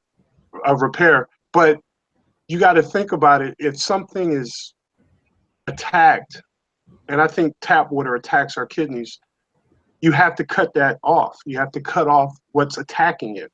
And our body is resilient. It will begin to heal itself once you stop consuming toxic water. Because people think they buy bottled water and think they're safe doing that, and they're not really. That's just tap water too. But I do think your safest way as well. But I also think that you need to try to filter that as well, because it's got heavy metals in it because of the ground. Right. And then, I mean, really, I hate to go on this tangent, but then, we got all this crap that they're putting in the skies that are getting into our groundwater. And so really, what water is safe unless you're doing what vegan does, Vegan, I need some water. Bring some water to me, vegan. You're close enough. It's just levels. Yeah, I always thought that was odd that they would sell distilled water in plastic jugs. You're drinking it tastes like plastic. It was like, ugh, come on, man, sell us at least in a glass jug or something. Well, I would drink distilled water in plastic jugs before I drink tap water. My grandmother had one kidney she had a baby and had one kidney removed at that time, and she had like 3 other kids after that. But she drank distilled water, and she was 86 when she passed, but it was years and years that she went with one kidney. But she totally distilled her own water, and it came out looking like pee all the time. That's what it looked like out of her distiller. It looked like just a big cup of pee. Damn, wonder what she was drinking. Yeah, I know. That's strange. Strange well. See, wells used to be sort of healthy, like in the 40s and 50s before they started using mass pesticides. Well water wasn't that bad. I mean, yeah, you got some bacteria, yeah, you got some copper and some minerals, but then Vegan. like Sorry, Doc. No, go ahead. We got vegan up to 2,000 just now. I had Rachel subscribe to vegan. Me and Rachel realized we weren't sub to vegan too, so you just hit 2,000. I fluctuate. I go up to like 2,050, then I'll lose 50 subscribers. And then I'll go back up. I mean, I lose so many subscribers, and then I regain them. I lose them. I regain them. I mean, I don't try to get them. So if they come, that happens to the best of us. Well, especially vegan. I like that vegan isn't wearing my favorite hat that he wears. I like the comment he said the other day. He's like, Marlena, quit putting my post out. Nobody likes me. Really funny. I'm like, that's just not true. I love his videos. Oh, me too. His comment section's very Wild West in there. It's pretty cool. I'm too scared to even jump in the comments on his live stream. He's got, like, when he brings people in and just opens up the chat for anybody to come in, man, all I got to say is, they got kahunas. I remember I commented on one of Vegan's videos once, something I disagreed with, and the entire community jumped on me. I was like, I'm sorry, guys. I take it back. It's just my opinion. I take it back. Yeah, I do that sometimes I get surrounded by terrorists, And I'm like, hey, you terrorist guys, I really don't care that you're there. So, crazy part is they just hang out in the chat. They won't come on live because I take the link and I put it in the chat. And basically, if you think I'm an asshole and you disagree with me, come in here and let's talk about it. They never do it. Very rarely, it may be one or two here or there, but very rarely. They hide in the chat. Yep. And then, so that's my approach. I do the first hour or so sharing what I want to share, and then I open it up because I want people that disagree with me to chime in. Share their opinion. Tell me how much of an asshole I am, please. But most of them takers. Most of them are cowardly. They won't do it. I was going to say, you get takers who jump in and start harassing you? Well, I've had some discussions with different people who disagree. It's mainly people that are globe earthers or whatever. And I listen to them, and we've had some great, if you go back into my chats, there's some great discussions, usually go towards the end of it, with people who didn't agree with what I agreed with. And we would talk for hours, and it would be great, But then I have some that will get angry because they realize what they believe doesn't necessarily mean I'm going to stop believing what I believe. And those individuals would get angry and get mad and then run away like little, how the guy at the basketball, you're playing a basketball game, right? And the guy that owns the ball is mad because he didn't get picked. So he takes the ball and he runs away. Yeah, I've had a lot of those guys. Like, I hate you asshole, and they run away. Vegan. It was funny that one day I jumped on. Vegan had 2 other girls. He was like being surrounded by women that one day. Hey. He knows what's up. The healthy talk, I guess. What's wrong with that? Oh, I didn't say nothing wrong with that at all. Yeah, not even online, even in real life, people are like that, right? Like they'll threaten you via text or email or message or whatever. They'll never tell you to your face. Yeah, they hide in chat. They hide behind their words in chat. And I'm not that type of person. If I disagree with you, I want to have a conversation. Let's talk. You know what I mean? Why can't we have a conversation? But so many people in this culture now, especially I find it a lot of younger people, Yeah. they don't want to face or be able to defend, well, share. It's not even about defending. Yeah. Share their views live. They want to share. They want to share their views under the veil of darkness. You know, Because it's Yeah. all about how it looks. It's all about how it looks and Also, how. they have Oh, a go view. ahead. They have a view, but they don't have any reason why they have that view. absolutely, That's another absolutely, reason. Yeah. absolutely. You ask So, them, and they just always like that's just bothers because it is. Yeah. Especially the hateful troll stuff. There is stuff that I like. If you go on like Xbox and you hear these 13-year-olds cuss at each other or whatever, you play with them. There's stuff they say that they would never say to my face. I'm like, Oh, yeah. I Absolutely. dare you to talk like that to me in public. Uh, You know, I used to be a rough tumbler. I'm not afraid. But it's just this. I don't know though, because a part of me says I wonder if people always have had these nasty feelings and they just suppressed them because we had to have a society. Like, is it a Right. good thing that it's actually out that they can talk about it? no, it's not a good thing, man. It's Can we not. work through it, or No, is it the That's just? part thing of it. about it is they need to learn how to be social. That's the thing. They need to learn how to actually act But amongst that's- other people and respect other people's opinions. It's not about the fact of, you know, them not being able to have their own opinion, but just be able to put it out there in a respectable way Well, I instead think- of, you know. That's how they not the do it. world anymore, though. You know, I mean, it's there's generations of kids who have no idea how to act face to face. Man, Yeah. Yeah. they will sit at No. a table and text each other, and I think that's just the new put their norm. head on their phone. Yeah. Yeah, that's the new I've seen norm. a lot of and I don't kids, know they- if that's ever good. That's not going to get better. It's going to get worse. I mean, for me, Right. They get around even their some friends. adults, like the adult babies you guys were talking about, they do the same thing. Adult Yeah. babies. Tell me what those are. What are adult? Like I'm 40, okay, so I hang out with a lot of like 30-year-olds, 40-year-olds, and they're like way more immature than I am. Right. And dependent, still living with their parents and stuff. It's crazy. Yeah. And but you know what my favorite threat is, you don't know who I know. I was like, okay, I'm glad you're threatening me with someone else. You know? That's my favorite one. Yeah. A lot of these guys, a lot of these folks are so absorbed in that they want to put a facade. They want to create this image of who they think they are. They're actually living a fantasy online. Yeah. You know, they can be the Terminator online, but when it's time to show your face and I want to get away from the word defend, share your opinions with the people, they cower. I'm telling you, the vast majority of people, give them the opportunity to have a platform to talk to me and talk to any of the people that's watching my channel, they cower out. It's ridiculous. I mean, I'll be called all types of names in the chat. I'm like, hey guy, you don't have to do that. Here's the link. Come on in. Let's have a conversation. They always resist it. You actually have people that 99%. call you names. I can't even believe that, vegan. Yeah. Nobody would come at you. Come on now. And I've been called, especially the guys that call me like gay or faggot, because they think in their mind, in their mind, they believe I'm gay because I'm vegan. Like I told this one guy, I said, "What's your mother's name?"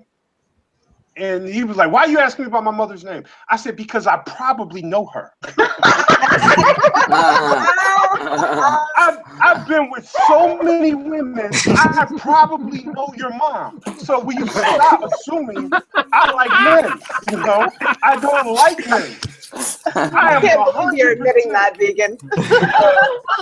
I'm 100% man. Over and over again. I'm less of a man because I'm a vegan. You don't know who I am. Notice the second word of my name, vegan warrior. All right, warrior. Don't get it twisted. I think we're reading between the lines. Oh my God. Dana's blushing. It looks like.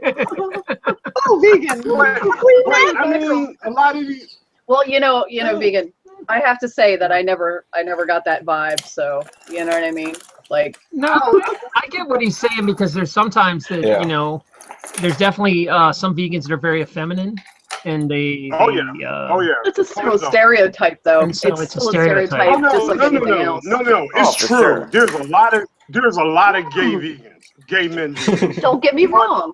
The stereotype comes even- from somewhere. And even the hipsters, there's a lot of effeminate hipsters that you're kind of not sure. Right. So Yeah. Oh my God, that's like a big problem with my I mean, generation. like I said, the stereotype comes from somewhere, so there are some, but it doesn't mean all.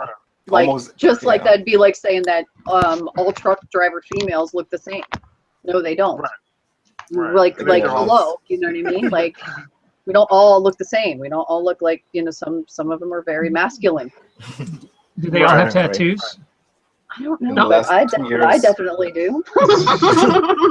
Hold on, I want to give Captain Waffles a sec. What were you saying, No, Waffles? that hipster thing is so true. Almost every girl that I've hit on in the last 2 years turned out to be lesbian, and I'm like, what?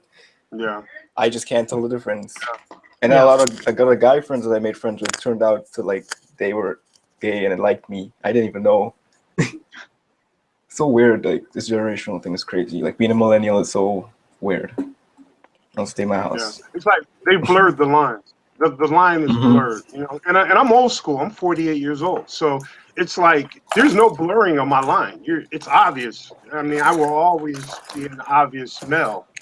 I mean, not male, but obvious straight male. So, but I think a lot of these folks don't. They think because you live a particular lifestyle that all of a sudden you're soft. Like, dude, I've been an athlete all my life, and I'm ex-military, I'm ex-cop. There's nothing soft about me, but because You're you can hide behind, squishy. well, to the ladies, a lot of softness. But on a computer and act like you're something when you're not, and it kind of irks me. But then again, I understand that this generation or the last couple generations have sort of morphed into this. It's crazy. Oh, it's true. It's crazy to me. The anonymousness of the internet, man, it protects anyone that wants to insult or troll. They have that level of protection. Or creep. I love that South Park episode. About the one where all the trolls get exposed on the whole internet. Like there's a program that comes out that like shows their address and name and stuff. Yeah, all society blows up. Like everybody gets divorced. How many like, comments? You can see my history. How many comments do you get about vaping in uni? I'm sorry. How many? It's so crazy. I don't get anything about vaping. Like not other than people asking me what I vape and stuff. Yeah. It's like the number one online one you get called out. They say, "Oh, you vape, you're gay." I don't get it. Yeah. I think people they assume I'm gay because I have a lot of unicorns and little kitty cats on my channel. So I think it's just assumed with me. They don't have to call me gay. So fair enough. But we should I do mean, a show about my that. Doc, we should do a wife's show. right back there watching. Straight men who are confused for being gay. We should do a show. Straight men who are confused for being gay. You can put me on the title card. We can bring some gay dudes on, and they can tell us why they think we're gay. Yeah, so we can finally know. I do like how we got three states. All these straight guys sitting here deciding what's gay and what's not. We need our gay audience. Where are you? Help us out. Yeah, jump in here, seriously. Yeah, set us straight. I wonder, I wonder how much would oh shoot. I wonder how much of the internet would change if the anonymousness just dropped away. I wonder how many trolls would still troll or still speak their opinion the same way, Oh, I think not a lot. Crazy. Yep. It'll change dramatically. See, but they couldn't be anonymous. That's why. I think it's a new crank calling. I mean, to me, like we always trolled as kids. We just crank called, and it wasn't. Now it's like you can take it to a whole nother level. Right, but you were anonymous when you did it as a kid. Yeah, we stopped anonymous. Yeah. I mean, I stopped crank calling when I as was soon a as you had kid. caller ID. Did you ever prank call somebody and forget to hit *67 and make it private beforehand? I did that a few times. And they call you back, and you're like, "Did you just call me?" Yeah, you're like, no. Your mom answers. You're like, "Mom, hang up." Well, when I was a Then you kid, we run out used to the play front door, this like, game. When I was a kid, we used to play this game called Ding Dong Dixie, right? You would go up to the person's door and you press the doorbell and you would run away, right? Oh, I that's remember my one favorite. time I went up to the person's house to go press the doorbell and they opened the door. I'm like, ah, you know, and then I just covered my face and ran away. You know? The worst is when you do with friends in a car and you get out and they drive off. Yeah, they leave you. Oh yeah, That's a I've been classic there. game. Yeah. Oh, I'm just man. running a car down in the middle of the night. Yeah, friends suck when you're teenagers. You can't trust your friends at all. Don't dare pass out at a party. Mm-mm. Oh, yeah. Well, look, I right? did horrible things to my friends. You'd shave off eyebrows and half a beard and marker them up. Yeah, but Sharpie that was fun. markers, You were doing to somebody. genitalia on the face. That's not right. Oh, Hey, you man. weren't on the internet, you know. That's Right on the standard. cheeks. That was a Oh, level man. of getting to know people, you know, because you were with them. Hey, man, that was part of the chance you took. You knew what was going to happen if you passed out. Yeah, that's why I stayed sober. First one to go. I drew this entire beard on this girl Rachel that played rugby with me, and she didn't know. She we woke her up and she was all hungover, and I was like, "Come on, we're going to the cafeteria, the dining hall." She didn't even look at a mirror. She went off, didn't even know she had this full beard, and her face was like, you know, I mean, basically she was blackface. I mean, we put everything all over. And man, we were just laughing our ass off because it took her about halfway through the meal before she started figuring it out. It was great. Those were good That's so times. mean. What did she That's get our back good times. with? You know, Did it you teaches get you not to be an alcoholic. It's an Okay. important lesson. Oh, you were doing her a solid. Yeah, I was doing a public service. That's how I remember I saved like 20 people. We had like a weekend supply of alcohol, but then no one brought water. I was the first person to wake up, and I woke up on the beach, so it was so hot. I had to walk like a mile, come back with 10 cases of water, 6 a.m. in the morning, and bring it back. And everyone's like, they didn't even thank me. They're just like, oh, hey, water. Go, go, go, go. They don't know I saved their lives. And I swear to God, I had to stop like 20 times on the way back to put it down. I'm like, I can't make it. And then I'm finally back at the house. There's this girl outside. She sees me. She goes back inside and locks the door. So it was like, yeah, it was crazy. Such college mentality, like, you know, buy beer but not water. Nobody thinks to bring any water. Yeah. Or food. And we're at the beach, so there's no like water there, like in the pipes and stuff. Yeah. I can't tell you how many times we couldn't pay our rent, but we had a keg. Yeah. Oh, yeah. You had enough money to scrape up for that. Yeah. We always scraped up gas money, and we always scraped up money for getting in the parties. I mean, And then, we always found a way. Parties are the easiest. You just walk in. Like, I'll tell anyone, right? If you just walk in, you know you're supposed to be there. No one's telling you anything. Any party. Yeah. Yeah. I know people live amazing lives going to parties and weddings every weekend. We got Did you ever go to Main Gate back in the day, Vegan? Did you ever go to Main Gate? Main Gate? Where was that? That was Allentown across from the fairgrounds over there. I think that's where it used to be. No? Yeah, I never hung out up there No, when I was up there. All my partying was in Philly. Never got out of Philly. That's sad. We would go to Jersey and New York every now and then, but you know, New York's just too big. But I did my college days in Virginia. Oh, did you? Yeah. In Virginia, where'd you go? I went to Virginia State University. Yeah, all right. I was at Radford, Virginia. I know what you're talking about. Ohio State okay. here. Yeah, you were at Radford. I was a cop in Salem, Virginia. Oh yeah, I've got almost arrested in Salem. It might have been You probably arrested. Yeah. That's why you're familiar. Bust a bunch of rugby parties. I was there. Yeah, always get into it. Rugby guys were big at Radford. Yeah. Yeah. That'd be funny if you actually did vegan arrest Taryn at some point in time, and here we are. Wouldn't that just be too ironic? Talk about synchronicity. Oh man. All right, they're telling us they want a more positive vibe. Pat, I thought we were having fun, but I thought this was a positive. Yeah, they Laughing and said being kind positive. of corny, but let's see how high the vibe can go. What is the Well, most I have positive? a very cool Wait. story. All right. Well, she's asking what was the most positive thing that happened to each one of the panelists in the last 24 hours. Oh, Oh, this Oh. didn't Okay. happen Yeah, in the that's a last cool 24 question. hours. That is a cool That's a question. cool question. Who's going first? Yeah, no, they're laughing too. We're okay. That was Pat's question. I don't know. Someone take it first. I have to think about what the heck Yeah, did I me do the too, last Well, I 24 have hours. I have a story, but it didn't happen in the last 24 That's hours. okay. It happened Okay, a couple go months ago. take it, and then we'll do the others. Okay, so I have two wonderful girlfriends of mine who've been my friends now for about 10 years.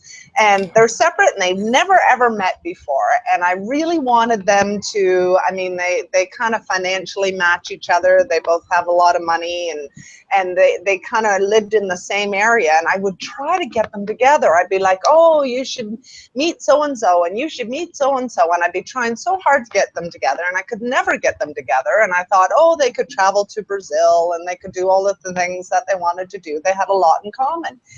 But I could never get them to come together. So one night I'm sitting at my friend Bonnie's house and I'm just sitting there having a conversation with her and all of a sudden the phone rings and her husband answers it and he goes, Bonnie, do you know an Ellie Iverson? And I was like, oh, well, I know an Ellie. And it was so very strange. I phoned back this lady who is my friend who actually made a mistake call, she dialed the wrong number, ended up calling my friend at the time that I was sitting in her house and able to actually recognize it because I was trying so hard to get them matched up and to introduce them.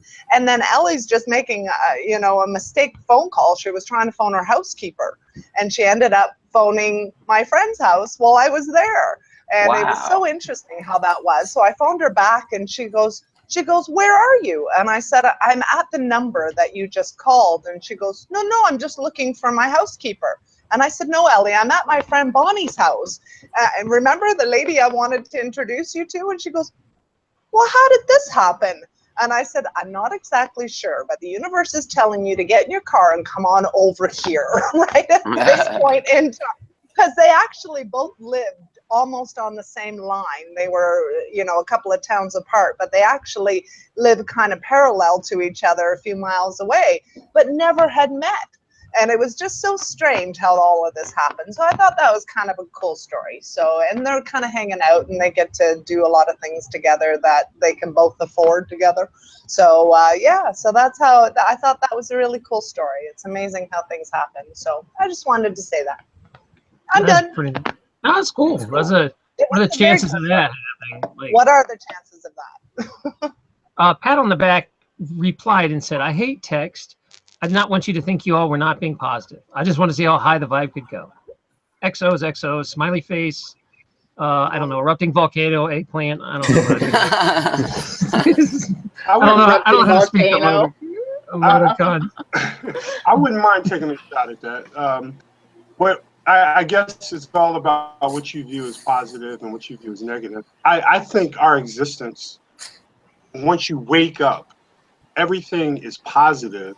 And the only time we actually identify a shift in our positivity is when something negative occurs. So I think our normal state is positive. Our abnormal state is negative. So I can say from the time I woke up to now, nothing negative has occurred. So I've been in a constant state of positivity. Now, I guess there was one thing that kind of rose a little bit, but it was just a discussion I was having on Discord. And it wasn't really negative. It was just a lot of resistance on an opinion that I was sharing. But other than that, I think we live in positivity and we leave positivity. That's what I believe. Yeah. Sounds good.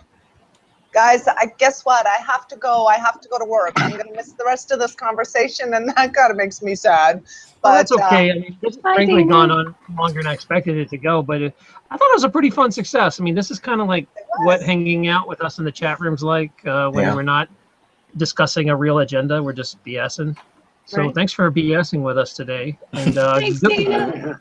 Good luck, Dana. I hope you knock it out of the park. Thank you very much. Bye, guys. Have a Reminds good me, Bye. real quick. Dana's going to be doing a show the 6th. Another one, since the last one was successful. If you want to get a reading, contact me. Come into the chat room, the Afterglow. All right. Thank you. Absolutely. Okay. Bye, guys. Bye. Bye. Damn, I forgot to talk to her about threesomes. Next time. That'll be a whole nother topic. Because I think I would honestly like to get a polyamory or a polygamous guest. I think it'd be just interesting to hear how that lifestyle works. I don't know. Some people would probably. It's wonderful. Is that right, Vegan? Is that It's wonderful. It's beautiful and it's wonderful. I tried it once. It's excellent. Are you serious? Are you you guys do polyamory? I mean, what you No, mean? no, he tried it once and he didn't like it. I had to come back on. Oh my God. I was trying to tease her on the way out. Oh, okay. Yeah, I fell for it. I'm sorry. That's terrible. So say your Hey. opinion on when you had it, did you enjoy it and would you do it again? And I think that Absolutely. Yeah, most of the guys would say yes, probably. Never. never. See, absolutely never. That's what I hear from everybody. Everybody says, nope, I would never do it again. So Whoever says no didn't do it right. Maybe it was the wrong people. I don't know. They're all like, Absolutely. wow, that was the greatest Oh my fight God. I've ever seen in my life. My girlfriend's listening. I don't have an opinion right now. Neither do I. and I have to go to work. So bye guys. And Bye, be Dana. well. Bye, Dana. Nice Oh my vegan. God. You're a Wow. troublemaker, mister. All right. I guess. Well, if you got an opinion on that, go ahead. But I'm gonna take a back seat right now. Mhm. Well, Me I too. mean, I really don't want to get too deep in it because it's really a personal experience. It's Sure. something you got to personally experience. It's it's not really a social norm or anything like that. But if you have two women who enjoy it, it's wonderful. It can't You be know, two it's dudes. Why does it wonderful. always have to be girls? No, I'm just joking. Because Sorry, only girl on the come- panel here. I come from a place. Well, I'm not gonna go there. I come from a place of my experiences. So when the two girls are cool with it, it's wonderful. It's like timesing your sexual experience times 2. It's like having your cake and eating it You too. know, it's not bad at all, in my A lot of opinion. cake. Yeah. I love cake too. So I'll keep it general like that, you know. But All it's right, cool. all right. Appreciate it. This is the only show we've ever done where we've gotten no donations. It's not even $1. Like, we're It's not not even doing it now. $1. Come on, guys, let's get at least 69 donations. Nobody. Usually you get like the mercy dollar. Somebody will give you one. Nope, not this show. All right. Well, I think that's probably where we're gonna end this show. Oh, that's a good. Until next Leave it. time. Let's do this again sometime. This was really fun to just not have any sort of agenda and roll. Yeah. And so if you this conversation will keep going in the Afterglow, and if you need a link to that, Melanie will post that. I'd appreciate that, Mel. If you could do that. And then other than that, please remember to if you want to help the show and you need to buy something on Amazon, I'd really appreciate it if you go through my link first. And I say that every show just to remind you, because I know that you probably need something on Amazon. And this is a great time for spring, and you would believe, you can order plants on Amazon. We actually ordered like some butterfly bushes, and they mail you a bush. Wow. There's even a $120,000 TV if anyone wants to get it. Those reviews are I want awesome. it, but Yeah, that's pretty funny. I'm gonna go around the room and let everybody have their last words. So go ahead, Uni. You started. Yep. I was about to ask you if I could plug my live show today. Oh yeah, go ahead. if you guys get a chance, stop by my channel. And if you guys want to come on, anyone who's here, just email me. My email's on my About section of my page. Love to have you guys. We're just going to be doing some fun, different Mandela topics this weekend and kind of a little stream-a-thon we're going to have going on. So hope to see you guys. Thanks for having me, Doc. Sorry I missed the beginning. I should have never overslept. I was up this morning and I fell back asleep, so I'm lazy. It's all good. Thanks for coming. Do so many shows. What are you talking about? I miss your my shows God. constantly. I'm always oversleeping. You go too late, man. Your shows are all night owl stuff. But you are starting to do daytime, so I'm around at least a little bit for that. Thanks for Melanie. Thanks for stepping up and modding. I appreciate that. And did I see anyone else modding? Long Hair was in here, but I don't think she modded any. Anyway, and of course Waffles is in there, but I don't think he mods either. He just comments. He just puts. No, I just wanted to be on the panel. I keep the vibe good, so no one does anything wrong. No one just gives you any laughing. problems. That's it. Yeah. I would make vegan a vibe, but a mod, but I think he'd terrorize people. I would. Rachel will always mod for you, Doc. She's pretty fair. Oh, all right. Yeah, never make me a mod. Never ever make me a mod. I know. I'm scared to even mod on your channel. I'm too chicken to mod over. That's why he wears that It is a hat. Wild That West hat that over he there, I has. mean. You need to wear your hat vegan. I'm so mad. Your haters hat. Where's my I love hat? that hat. I had it on. Where's your haters hat? I want to see this haters hat you're Get off. talking about. I don't know what hat. Oh no, that hat's awesome. He's gonna go get it.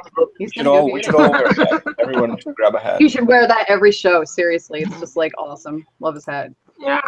Burma, you want to say your closing part? Just want to say thank you as always. It was fun. It's always And fun. I dropped a few links to all these guys' channels. If you just scroll back, you'll see Yeah. links. And I And should thank you have to it in the description. I need to go put it in after this. I forgot.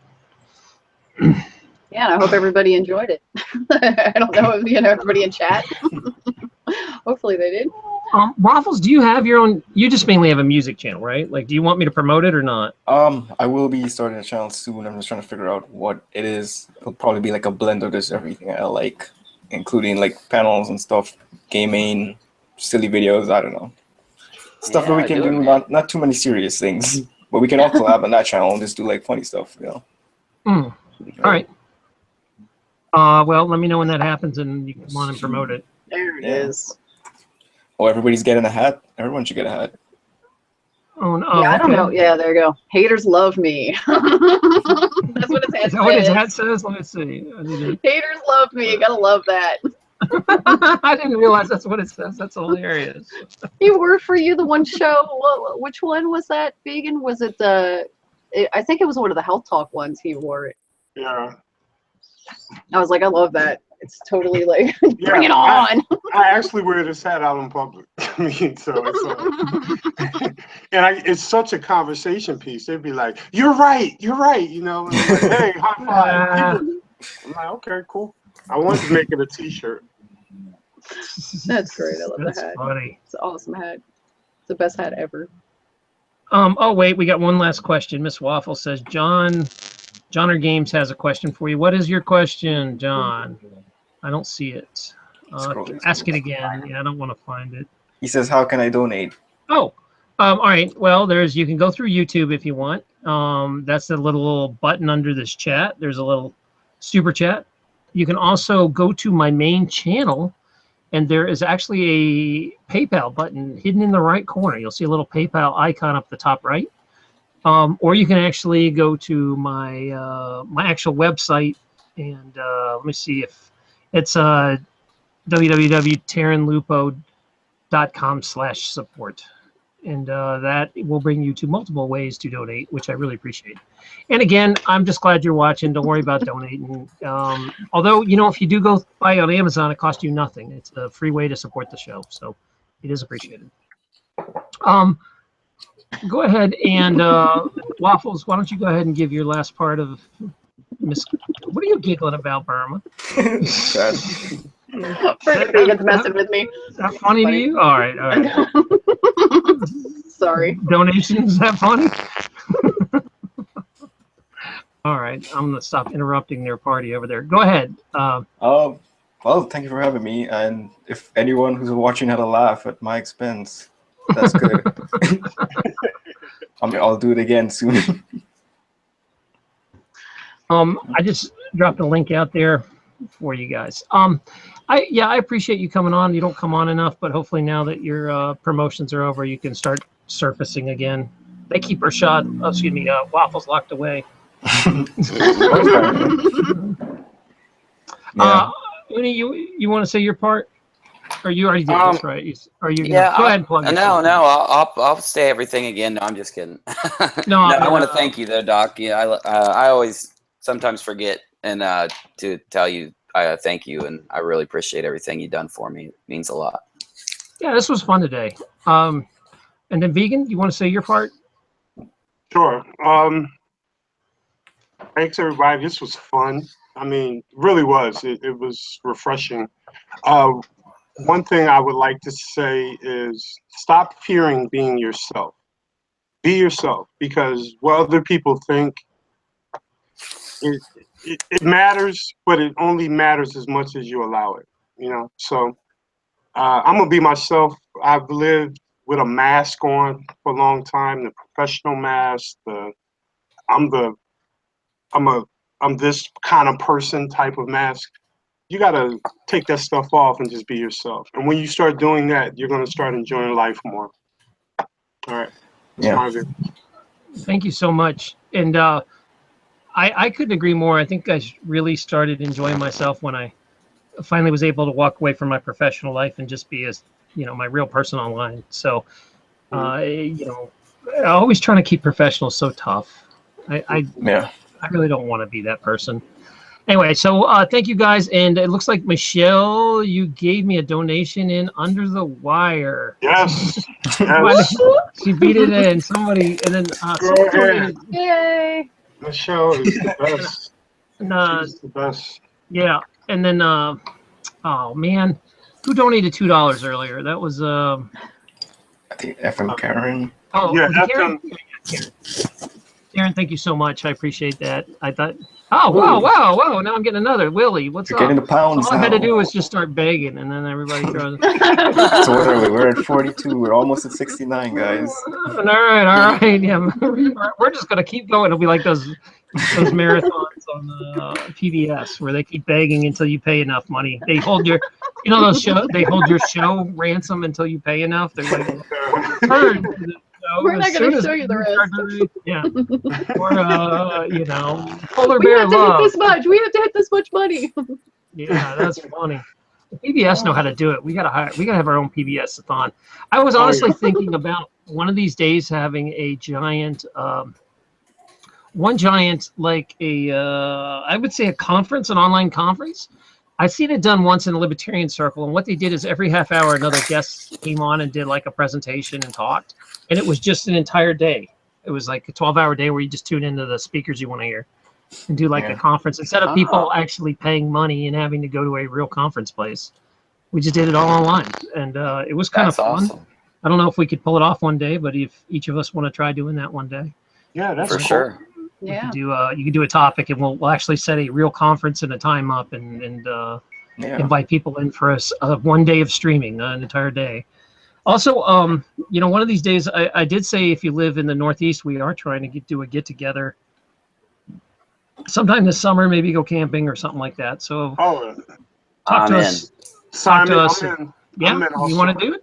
Oh yeah, because there's a cool festival coming up called Pork Fest in about 30 days. That pork? No, it's wrong pork. No. It's the Porcupine Freedom Festival.